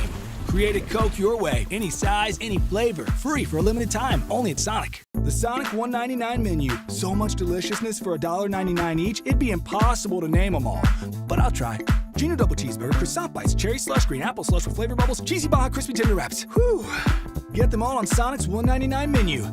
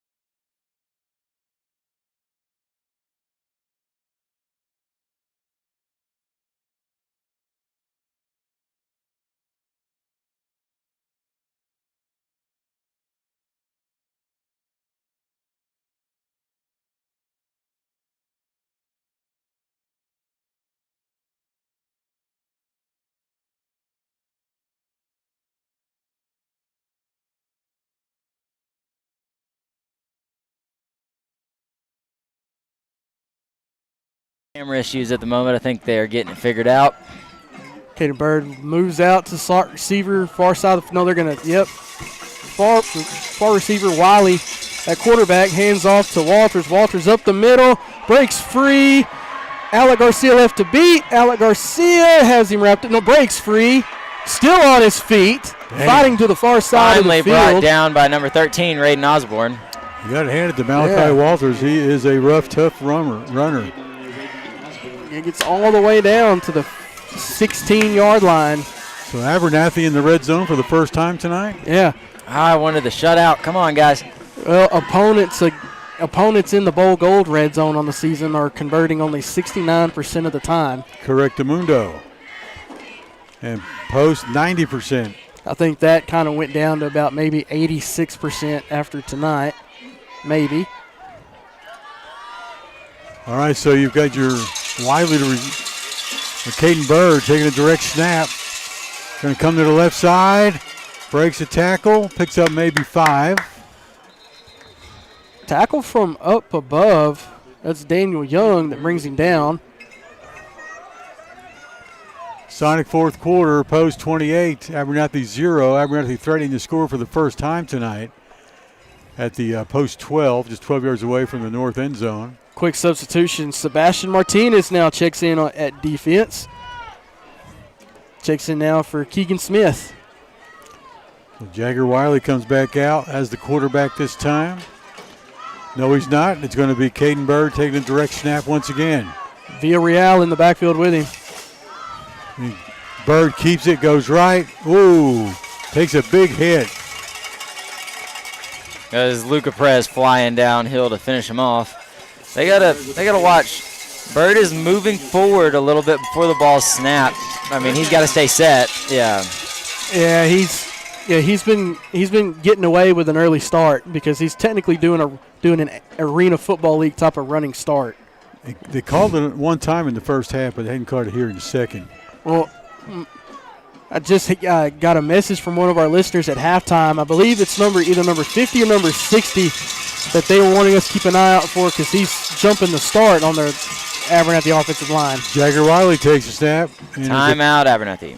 Abernathy takes a timeout. We're going to do one here as well. And we shall be right back here on Post Sports Radio. Bold Gold lead the Abernathy Antelopes 28-0. Abernathy's threatening to score. Hey, I want to do something to help Post and Garza County. Have any ideas? Well, I remember at one of the football games, the endowment group gave away a lot of money to local charity groups. What's an endowment? From what I know, it's a permanent pile of money that keeps growing interest. And the endowment group gives away the interest every year. But I'm not sure that I have enough to give. Just give what you can. If everyone gave a little, that adds up to a whole lot of money for local nonprofits, which helps us all. Go to postgarzacountyendowment.org to find out more. postgarzacountyendowment.org. For good, forever. All right, here we go. Back from a timeout. And Abernathy once again threatening to score on 3rd and 5 to go. They got to get to the 7-yard line. Ball's on the 11. That doesn't make sense, does it? No, they got to get to the ball started at the 16. They got to get to the 6 for the first down. Malachi Walters gets the call on the handoff. He's caught from behind and from the front. Helmet pops off. Helmet pops off. So yeah, they're going to call that's questionable, but I believe they're going to call it a face mask for one of us taking a helmet off. Daniel Young comes in there to make the tackle. The flag is going to be at the 10-yard line.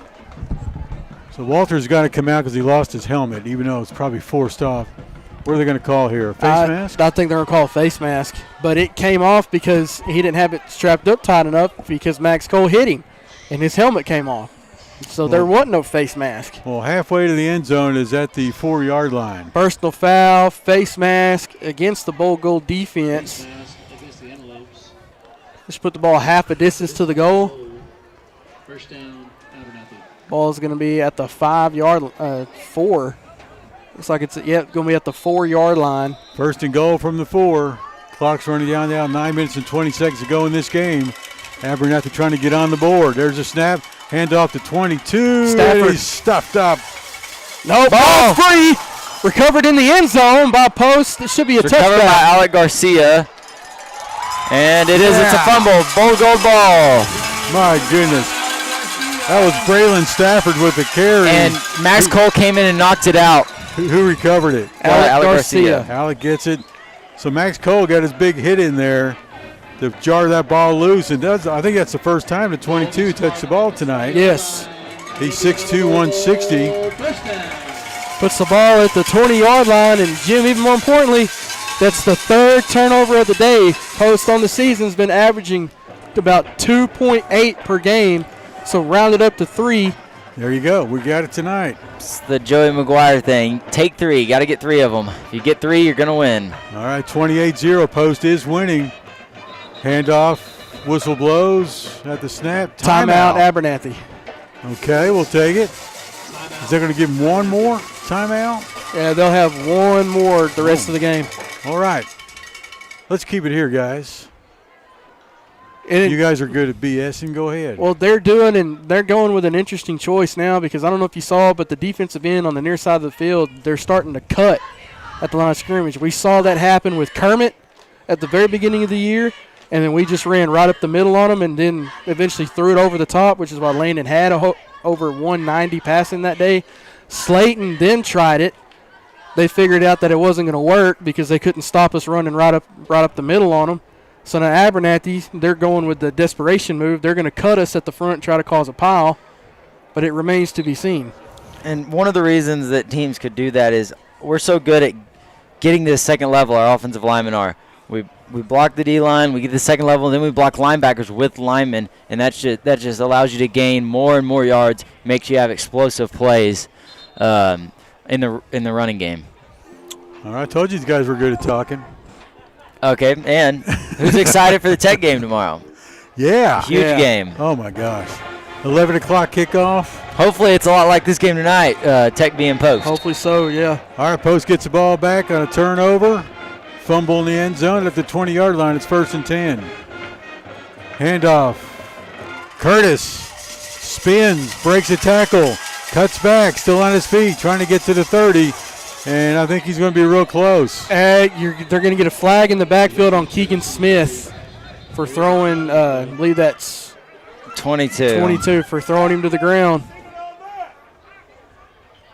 I don't know why. We had a player throw Jacob Price down on his shoulder, and they got away with it. So I don't know what the difference here on this one is. It was a clean block to the ground. But I guess it was thrown because it was too far away from the play, I guess. It doesn't matter. There's no reason. That's way behind the play. Way behind the play. You cannot do that. It didn't disrupt the play. But it's Never mind. We're fine. I thought we Everyone's fine. They're just talking about where to do the penalty and where to mark it off from. Well, no, I was looking at the far side of the field. It's a player. Looked like the way the coaches was looking, there was a player down, but somebody was tying somebody's shoe. Yeah, this should be, I believe, marked off from the line of scrimmage, so I think the ball is going to be at the 10-yard line. Wow. Yeah, so, nope. Yep, nope, it's going to the 10. So since the holding was behind the line of scrimmage, it gets marked off from the 20. The ball will be at the 10-yard line. 1st and 20, Antelopes. Yep. All right, so let's do it again. 1st down all over. A lot of Old Gold fans are going to say, well, why didn't they call that on Jacob Price, or on whenever Jacob Price got slammed to the ground? Probably should have been called both ways, but you can't be doing that way out of the play when you're not affecting the play. It's just unnecessary. Well, the Antelopes, both of them, it's tough, pretty much a very fierce rivalry, so there's going to be a lot of extracurricular. And Abernathy, when you're down like this, you just get more and more frustrated. Emotions run high. Back to pass. Landon Garcia going deep on the right side. It's Gonzalez with a catch at the 40. Takes it to the other 40, to the 35. He stays in bounds. Gets to the 30, still on his feet. Woo! To about the 28.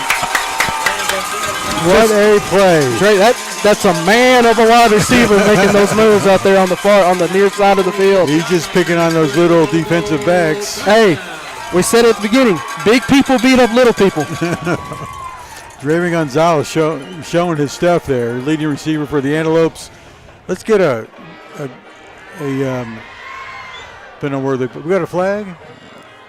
Oh, he hasn't spotted the ball. Okay, all right. No, they haven't spotted it. Once we do, and we get the computer, we're going to see how many yards that Draven's got tonight. He came into this game with 503 yards. I'm pretty dang sure he's over 600.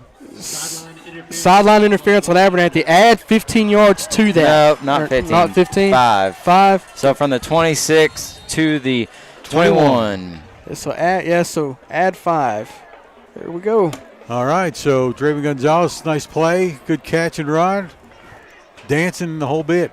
So 1st and 10 for the Antelopes, Bold Gold from the 21. Low snap, Landon goes down, and he was hit while he was down. There's another penalty. That's a late hit on Abernathy, so add more to that. It's going to be a 15-yard penalty and a 1st down. And that was smart by Landon. He gave himself up and sat down. Well, he sat down, and Abernathy didn't realize it, and they just hit him. They thought they were playing in the NFL. So personal foul. Free roughness.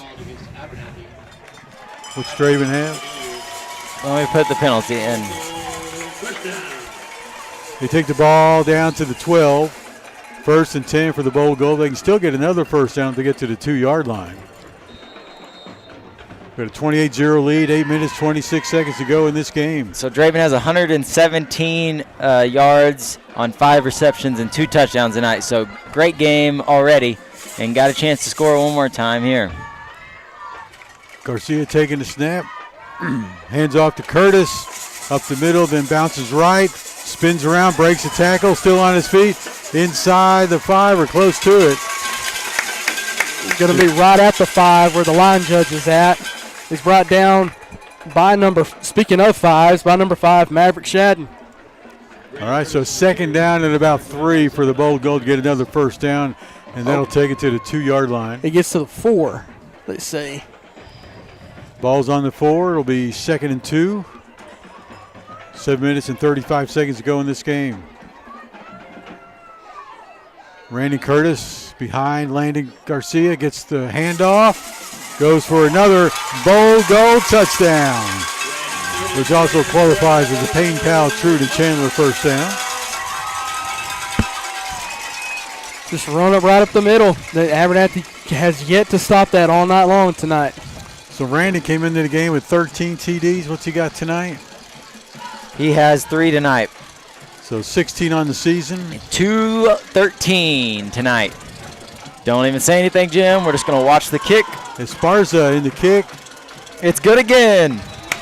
All right, so Nelson Esparza having a great night. 5 for 5. 5 for 5 tonight here and making that score 35-0. Bold Gold Antelope with a shutout so far. And we'll come back with the rest of the 7 minutes and 26 seconds left in the Sonic fourth quarter, where right now you get a 35% off discount. An ice cold Coca-Cola is perfect, but only at Sonic can you get a free Coca-Cola that's perfect for you with endless flavors like cherry, vanilla, jalapeno, coconut, and cream. Create a Coke your way, any size, any flavor, free for a limited time, only at Sonic. The Sonic $1.99 menu. So much deliciousness for $1.99 each, it'd be impossible to name them all. But I'll try. Junior double cheeseburger, croissant bites, cherry slush, green apple slush with flavor bubbles, cheesy Baja crispy tender wraps. Whew. Get them all on Sonic's $1.99 menu. All right, Carter Petty standing by with a Pocolambro drive summary. Carter. That was a 4-play 80-yard drive. It took 1 minute and 40 seconds off the clock. And it was capped off by Randon Curtis. Touchdown brings your Carson Construction score 35-0 in favor of the Bold Gold. Jacob Price to kick off again on the sidelines. He wears a sling and takes it off so he can come in there and kick. Good little boot. Down to the 15. It's caught. Receiver I think he went down. He did. He went down. They're going to say he went down at the 15. Right at the 15, right where he caught it. That was Malachi Walters with the reception. As soon as he caught it, he went down. He slipped, and he went down. All right, so Abernathy with their backs against the wall still with no points on the board, starting their next drive at the 15-yard line. We got one final in our district. Congratulations to the New Deal Lions. They went from worst to first this year. They are tied for first. Let's make that abundantly clear. As they go from first to clinching the share of the district championship 62-0 over Floydada. All right, so that was expected. So also looks like Newhome's going to hold on against Olton. Hand off to the running back. Is that 0? That is number 10, and he's tackled by Daniel Carroll. That's number 10, Aiden Villarreal. So we've seen a lot of different runners and quarterbacks and formations by Abernathy, but none of them have worked here tonight. And it looks like Panhandle will be the number 2 seed in that district, 61-6 right now in the 3:37 left to go in the third quarter over Spearman. So that means we will be playing Panhandle next week unless Abernathy makes a miracle comeback down 35. So that game will be north for all the Antelope fans. Where are your thermals? Just don't know when and where. Who's that? 10 again. Villarreal with the carry. Tackled by Mauricio Martinez. Yes. Takes it from what, the 15 to about the 18? Correcto mundo. Yes. 3-yard gain by Villarreal makes it 3rd down and 7. Now, Come on. I want to place a wager, Russ. We do anything. Let's decide whether Carter's going to wear shorts or long pants next week.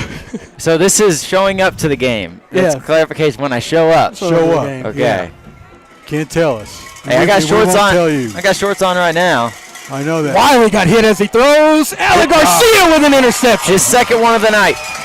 Alec Garcia now with 3 interceptions on the season, his second tonight. And that was Luca Perez who pressured Wiley there and caused the interception.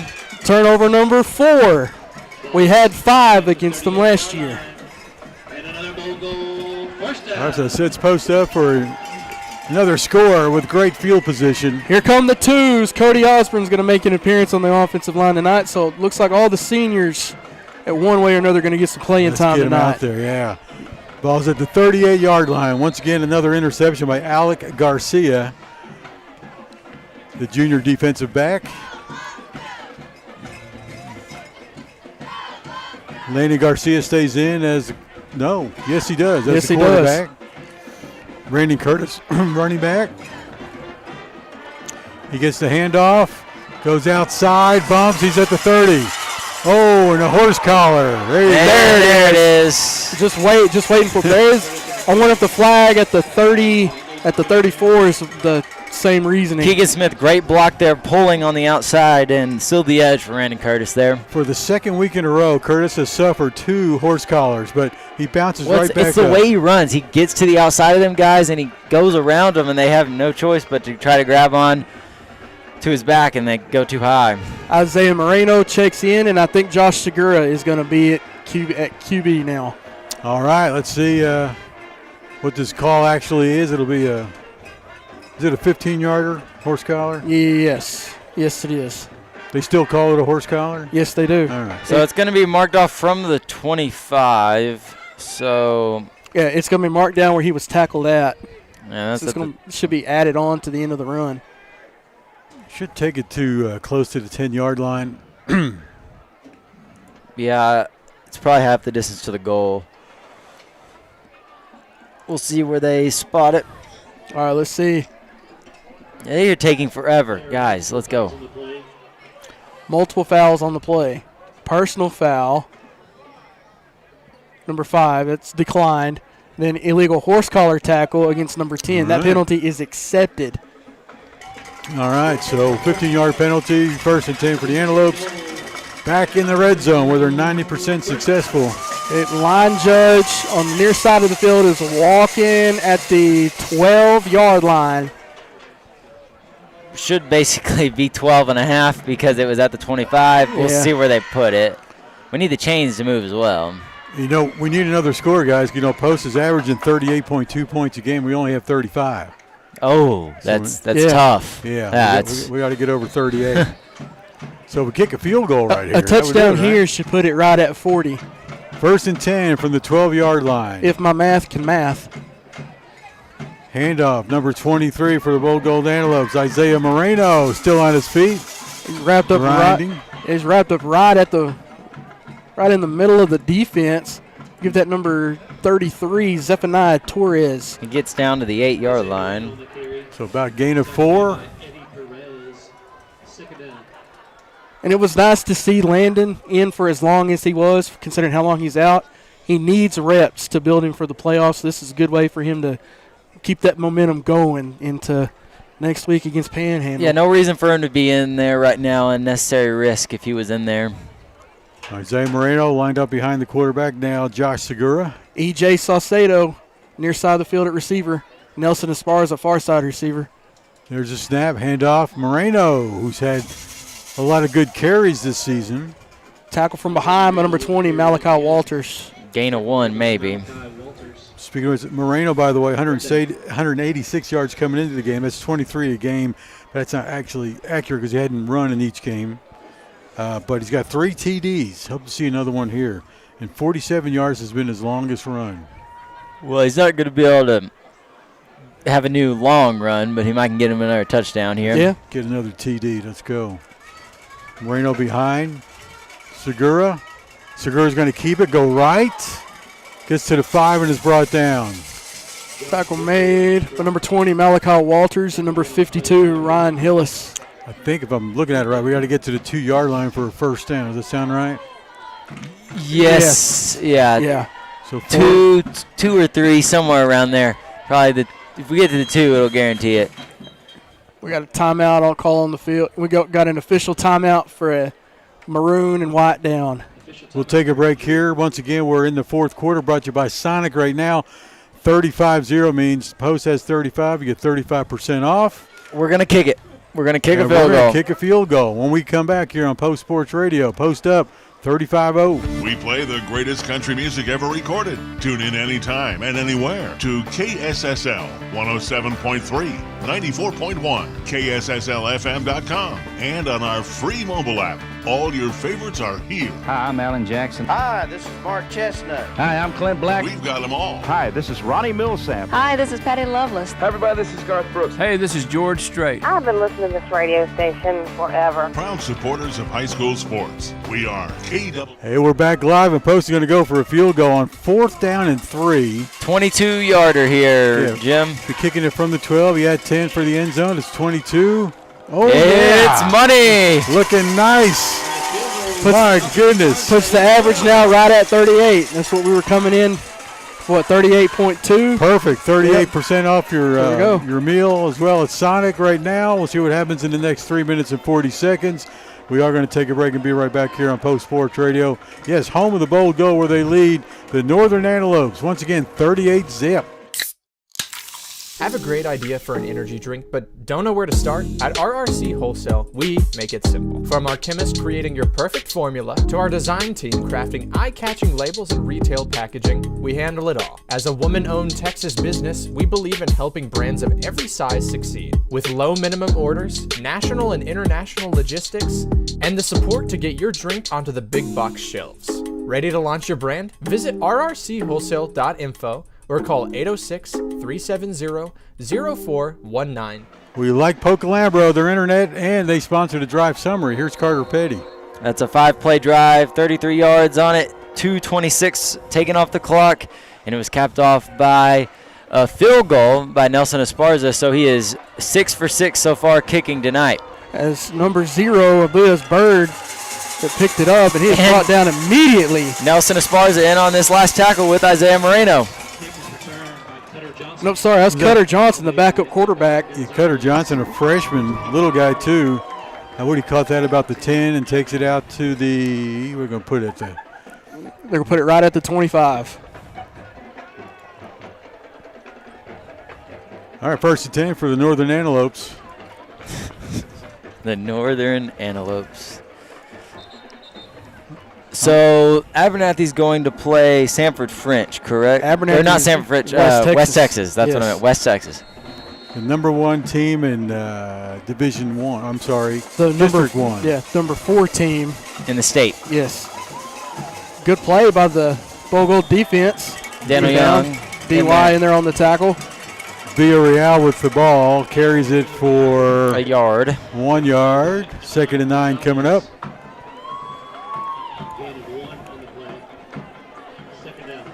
Again, just a reminder, we will be playing the number 7 ranked Panhandle Panthers. So this will be somewhere up north. Panhandle. I would say Plainview or Canyon. I would say nice. Anywhere north. I would say Toya and beyond would be where we play them. Toya was nice last year. I wouldn't mind going there. Sure, they were nice to us too. Yeah.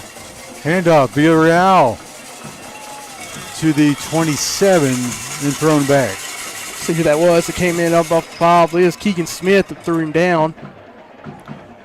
So Villarreal picks up 1 yard on that carry, brings up 3rd and 8. And Vicente in there on the tackle as well. Vicente's had a pretty solid night defensively as well. Holding firm at the middle. I think that's his 3rd or 4th tackle on the night. Yep, that's his 5th tackle. So good night for him at the nose guard position. Vicente and Keegan get my attaboys of the game tonight. Keegan coming in, having to fill in as a backup left tackle. Second part of this game, and Vicente having a coming out party on the middle of the defensive line. It gives him 30 tackles on the year, by the way. Handoff, it's at Villarreal, I do believe. There he is again. Yeah, there he is again. Picks up 2 to the 30, 31 actually. And that takes us to the 2-minute timeout. The famous 2-minute timeout. It says 1:58. When we come back, they're going to put 2 up there, right? Nope. Since they ran a play and it ticked below 2 during a play, they stop it where it is. All right, let's take a break. Post up 38-0. Carson Construction score in the Sonic 4th quarter. Skip the drive-thru, drive in, and drive back to a simpler time. Our car hops come to your car to take your order at Holly's Drive-In, 615 South Broadway in Post, featuring old-fashioned burgers, fries, shakes, malts, along with Mexican food, sandwiches, salads, and so much more. And best of all, it's served hot and fresh right to your car. Don't drive by, drive in to Holly's Drive-In, 615 South Broadway in Post. Call ahead at 495-2704 for Holly's Drive-In. All right, we're back live at Redmond Stadium in Post, Texas, the Antelope Bowl, where Post has a commanding lead, 38-0. Looks like Abernathy will punt it away. 33 back to punt. That's Zephaniah Torres.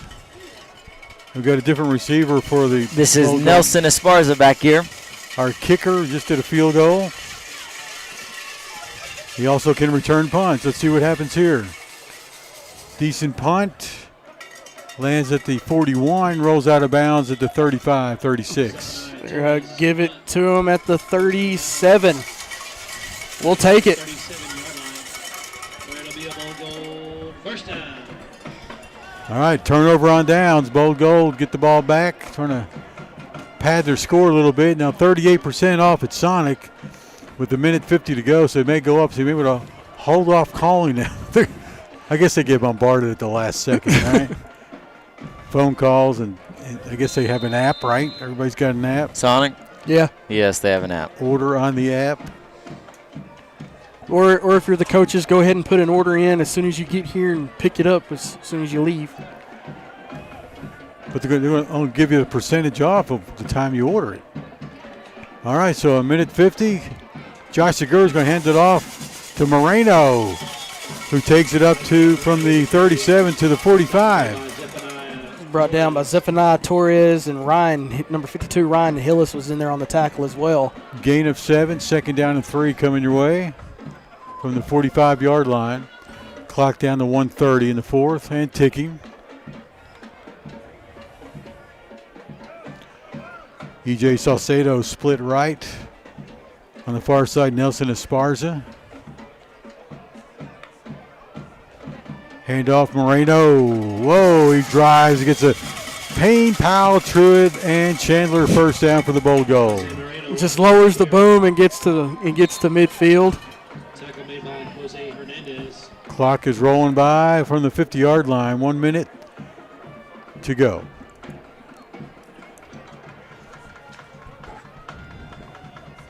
Looks like all this, well, yeah, I believe the majority of the seniors, all except, well, is everybody in there on the field? Carter, you see them? No, so they just put most of they just put the nil team in. So you got Max Cole and Alec. Formation, yeah, they got Max Cole and Alec Garcia. They're gonna be right here beside Landon. I was wondering if Coach Wright was going to put all the seniors in for the curtain call. I noticed he did that last year. And that'll do it. All right, got 28 seconds and counting. That's the end of the game, folks. Last play for you. Final Carson Construction score, 38-0. Bold Gold Antelopes over the Abernathy Antelopes. And the end of the regular season. Post improves to 4-1 and gets a trophy tonight. We'll try to get Mike to get that on camera. We have probably a little bit more extended post game. Most important stat: back-to-back shutouts to end the season. There you go. Very good. Post on a high road right now. And we shall be right back here on Post Sports Radio with the wrap-up show brought to you by XL Energy in just a moment.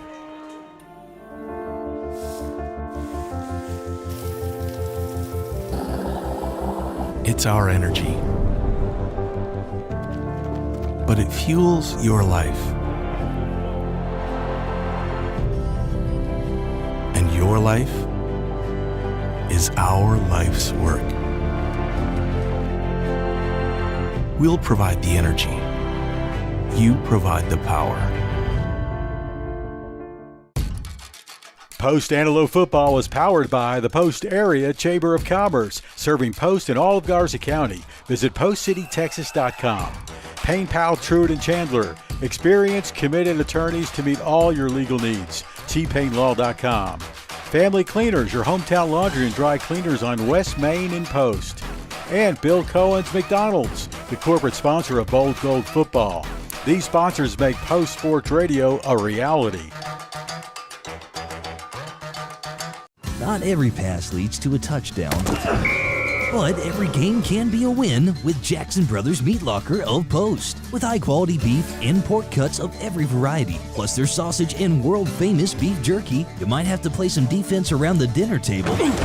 But this football season can be as delicious as it is entertaining. Located at 121 South Avenue H in Post, call today at 806-495-3245 for Jackson Brothers Meat Locker of Post. Trey Payne and his team at Payne, Powell, Truett, and Chandler are available for all of your legal needs. With offices in Post, Lubbock, Hereford, and Clovis, New Mexico, the team is ready to offer legal solutions in personal injury, family law, criminal law, real estate, and estate planning. Give them a call at 806-368-8712. Payne, Powell, Truett, and Chandler Law Firm. Call 806-368-8712.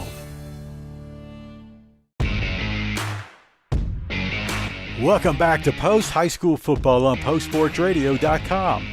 Corporate sponsor for the 2025 season is McDonald's. I'm loving it. This broadcast is made possible by XL Energy, Holly's Drive-In, D&D Winco 2, Post Family Dentistry, Judge Lee and Marcia Norman, KSSL Radio, George's Family Restaurant, Poca Lambro, the Post Dispatch, Payne, Powell, Truett, and Chandler, Post Independent School District, Carson Construction, RRC Wholesale, Harp Girls Holding, Post Car Wash, Swift Stop Convenience Stores, Happy State Bank, Jackson Brothers Meats, Post Plumbing, Heating and Air, and Sonic. Now here's the XL Energy wrap. All right, we're back live at Redmond Stadium. Post Bogle Antelopes claim a share of the district championship by co-champs. In other words, with 3 teams, right? Yes. So yes, us, New Deal, and New Home all tri-district champions. And most importantly, you are back-to-back district champions for the first time since 19 and 20. And I'll get to the playoff path more importantly because things are starting to come full circle for your bowl goal. Did you say 19, 20? 19 and 20. And 20. 19 and 20. I thought you said 19, 20. 2019 and 2020. Okay. There you go. Hasn't been that long. Good program here at Post. Way to go, Bold Gold Antelopes. All right, Russ, let's talk about some of the scores that concern our playoff situations and what the situation is going to be for bi-district next week. All right, so Thursday's final, Amarillo Highland Park locks up the 4th seed from District 1. They beat Sanford Fritz 26-6, and they looks like they will take on the New Deal Lions in the first round of the playoffs. West Texas Stinnett, 44-14 right now over Sunray with 5:15 left to go in the ball game. That one's locked up. West Texas Stinnett will play the Abernathy Antelopes in the first round of the playoffs. And just real quickly, how quickly things can change. Sunray goes from being a potential regional power, try to build with Armando Lujan last year, and now they're 1-9 on the season. Just how things can flip Didn't make the playoffs. Year to year. No. Panhandle 67, Spearman 12 with 4:19 left to go in the ball game. Post will take on the Panhandle Panthers in the first round, and New Home will take on the Spearman Lynx in the first round of the playoffs. Now in our district, New Home 48, Olton 14 in the fourth quarter. New Deal 62, Floydada nothing. So that's how it'll wrap up. Floydada is winless for the third time ever. For the first time since 1984, the Whirlwinds are 0-10. That's tough. That again 2025, 1984, and their very first year in existence in 1921. Cool. They went over. Okay. Thank you, Russ. Carter, let's go ahead and do team stats, please. Okay, so we'll start with Abernathy first. They had 10 first downs tonight. They had 38 rushes for 125 on the ground, 68 passing yards. They averaged 4.1 yards per play. They turned it over a total of four times tonight. And on third down, they were 3 for 11 and 0 for 2 on fourth down, so just could not convert when they needed to. So that's why Post would be able to win the game. Post, on the other hand, had 29 first downs. They had 42 rushes for 294. 122 passing yards, averaged 7.5 yards per play. Had very minimal penalties for the most part, only had 5 for 43 yards. And on third down, they were 4 for 9, so about 50%. That's always good. And then 1 for 2 on fourth down. And it would all come out to be a Carson Construction final score of 38-0 in favor of the Bold Gold Antelopes. Let's go directly to the individual stats, if you would. So individual for Abernathy, their leading rusher tonight was number 0, Caden Bird. He had 13 rushes for 63 yards. Through the air, Jagger Wiley, number 13, was 3 for 8 for 68 yards. Leading receiver was, once again, Caden Bird, who had 2 receptions for 61 yards. And the leading tackler for the Abernathy Antelopes tonight was number 33, Zephaniah, though, how have we been saying it? Zephaniah Torres. He had 7 tackles on the night, so good job by him being a great defensive player for Abernathy. For Post, on the other hand, your leading rusher tonight was Brandon Curtis, 30 carries, 226 yards, and 3 touchdowns, averaging 7.5 a carry. Really nice night for him. Leading receiver tonight was Draven Gonzalez, 5 receptions, 117, and 2 touchdowns. That's what I want to see from Draven every night. We got to get him involved, get him 5 touches. Really nice night for him. Landon Garcia in his second start back off of the collarbone injury was 6 for 14 for 122 and 2 touchdowns. Nice night for him. And then defensively, your leading tackler tonight was Luca Perez. He had 11 total, 6 solo. And then also want to give shout out to Alec Garcia with 2 interceptions. Max Cole had 1 interception. And then Vicente Hernandez on 6 tackles, doing a really nice job from his nose guard position. All right, thank you, Carter. Hey, coming up next, we'll do the Swift Stop Antelopes of the game. When we come back, once again, Post wins against Abernathy 38-0. Now tightening that overall series by 1 game. We're just 1 game from tying it, and that'll be next year, hopefully, right? So we'll take a break and come right back with the Antelopes of the game. In Texas, Fridays are known for one thing: football. High school football just seems to bring people together. That's why McDonald's celebrates that spirit with our $8 hot and spicy McChicken bundle and $10 20-piece Chicken McNuggets bundle. Both include a basket of fries. So hang out at McDonald's and start a new tradition. Price and participation may vary. Cannot be combined with any other offer. Post Antelope Football is powered by Walk-Ups Point, the place in Post for custom embroidery, laser engraving, quilting, and fresh smoked Buck's beef jerky. Walk-Ups Point is on East Main at the tracks. Call 806-787-6777. Certified Public Accountants, Bollinger, Seegers, Gilbert & Moss, LLP, serving Post and West Texas since 1954. And Carson Construction for all your construction needs. These sponsors make Post Sports Radio a reality.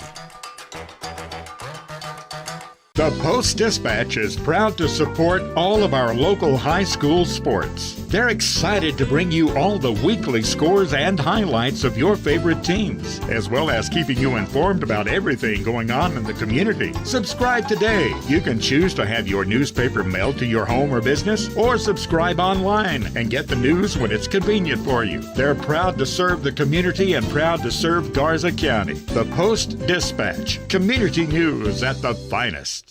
Not every pass leads to a touchdown, but every game can be a win with Jackson Brothers Meat Locker of Post. With high-quality beef and pork cuts of every variety, plus their sausage and world... Get the walk. All right, we're back live just to make sure we get the walk of the seniors. Always special, the last They got to get more in line here. We got some ahead, some behind. We've got not only the football players, but the cheerleaders, the band, the trainers.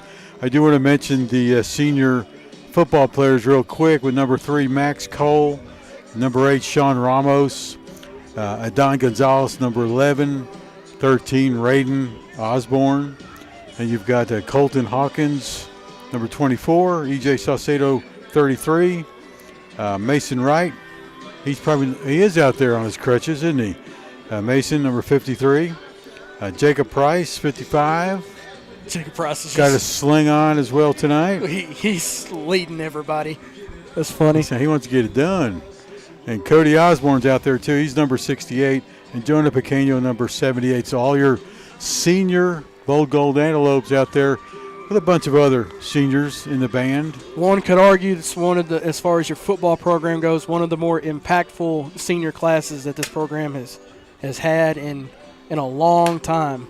You could easily make that argument for them. I think it's what John Wright has done with leadership with his players in his fourth year now. You were talking about his stature when it comes to all-time post coaches. He came into the season with a 17-17 head coaching record. He is now 25-19 in his through his 4 seasons, 4 regular seasons, and playoff victories still yet to come to add on to that record. I don't have the list on me right now. Actually, yes, I can. If you can take over, I can tell you where he stands. Sure. You've got it somewhere in your backpack. Once again, it's the senior group, those and the football players, cheerleaders, trainers. I'm sure I'm leaving somebody out, but congratulations to all these seniors having a great year so far. Almost halfway through the school year. What do we got, about another month of school and you guys take the winter break, Christmas break? Okay. Coach Wright with a 25-19 overall record. That puts him in 8th all-time on the school's all-time win list, behind the legendary Bobby Davis in terms of win-losses. All right. With 5 if he gets 5 playoff victories, he will tie his mentor, Buck James. So if he gets to the state title, if he gets to the state title game, he'll hit that. He will tie Coach Buck James, Tim James, for 6th. So there's your Antelopes by themselves, making their way for another touchdown in the north end zone in just a second. Hey, Mike. We're wondering from what we're talking about. Oh, we're going to go wide. Show it all. Okay, here we go. Antelopes of the game. Let's get this graphic up there for you. All right. Swift stop Antelopes of the game. Take it away. So I'll go ahead and give out our first one. That's going to go to Randon Curtis tonight. He had 30 carries for 226 yards and 3 touchdowns. Great night by him, and only continuing to add to his stats so far this year. Our next one is going to be Russ. Who do you got? Next one, I got to go with Alec Garcia on this one. I got to go Alec Garcia with 2 interceptions on the night. I thought in the secondary he kind of shut it down in the back end. Yeah, there was one play where Coach Patterson kind of chewed him out for not making a play on the ball, but he put the entire Abernathy secondary on lockdown, and I think I also got to go with the leading tackler, Luca Perez. I got to go 2 on defense there. Those would be my 2. All right, same again. It's going to be Randon Curtis on offense, Alec Garcia on defense, and Luca Perez on defense. Good. Also, we can give a shout-out. Nelson Esparza. Oh, yeah. 5 for 5 on extra points and made himself a 22-yarder. So great night for Nelson. We want to continue that and have that confidence going into the playoffs. So I'm done for tonight. More details on our Facebook page. We'll tell you what's going on. We got a bid for the game, so hopefully we'll get it, and then we'll be heading north to bring that game to you. And it'll be on the NFHS network. It will not be on YouTube. The full brackets will be released tomorrow night at 10:30. For if you want to tune into that, it'll be on the Dave Campbell's Texas Football social media handles on Facebook, Twitter /X, and YouTube as well. That's where they will be releasing it. They're not having their wrap-up. They're not having their football final show tonight because of tomorrow. Because of tomorrow night. Good. That'll be fun. Again, that's at 10:30. So once you're done celebrating a Tech win and a lock into the Big 12 championship tomorrow, tune over to Dave Campbell's Texas Football and cap off your weekend knowing the Bowl Gold's path for the playoffs. Okay, sounds good. Thanks, guys. For Carter Petty, Russ Morris, Mike Travis, I'm Jim Plummer. Y'all have a great weekend. Have a blessed weekend. God bless you. See you at church on Sunday. And Russ? Keep hope alive, everybody. Hey, I want to do something to help Post and Garza County. Have any ideas? Well, I remember at one of the football games, the endowment group gave away a lot of money to local charity groups. What's an endowment? From what I know, it's a permanent pile of money that keeps growing interest. And the endowment group gives away the interest every year. But I'm not sure that I have enough to give. Just give what you can. If everyone gave a little, that adds up to a whole lot of money for local nonprofits, which helps us all. Go to postgarzacountyendowment.org to find out more. postgarzacountyendowment.org. For good, forever. Post Car Wash is the place to keep it clean at West 14th and North Avenue K. Post Car Wash is a modern, soft-touch experience featuring ceramic waxes, a cutting-edge wax that will shine your paint and leave a slick finish. Get the Touch 4 Wash app for a quick, convenient way to pay. You'll get $1 off when you use the app, as well as earn points for future washes. Give your vehicle the attention it needs. 1 block west of Highway 84 behind People's Bank on West 14th. Keep it clean at Post Car Wash. In the rhythm of small-town life, Poca-Lambro has been the steady beat, connecting communities for over 70 years. In a world that's always evolving, your connection matters. That's why Poca-Lambro proudly provides fast, reliable internet services, reaching speeds of up to 1 gig on our fiber network. Whether you're running a business, staying connected with loved ones, or exploring the endless possibilities of online learning, Poca-Lambro is here to power your dreams with blazing fast internet. Introducing the Smart Hub, our new paperless billing app. Simple, convenient, and environmentally friendly, it puts the power of managing your account right at your fingertips. And when you need support, we're not just a voice on the line. At Poca-Lambro, we believe in the warmth of in-person service. Our dedicated team is committed to ensuring you have the best experience because your satisfaction is our success. We're not just keeping up, we're leading the way in providing cutting-edge telecommunication services to rural areas. Join us in embracing the future. Your dreams, our connection. Poca-Lambro, connecting our communities for over 7 decades. All broadcasts in all and any media form provided by postsportsradio.com are the sole property of Post Sports Enterprises with the permission of the Post Independent School District. Any retransmission of any of these broadcasts, whether partial or in its entirety, for commercial or personal use without express written consent of the Post Sports Enterprises and Post ISD is strictly prohibited. Any violations of these broadcast rights will be strictly enforced and upheld as allowed by local, state, and federal statutes, ordinances, and laws. We hope you enjoyed this post-high school event exclusively on postsportsradio.com.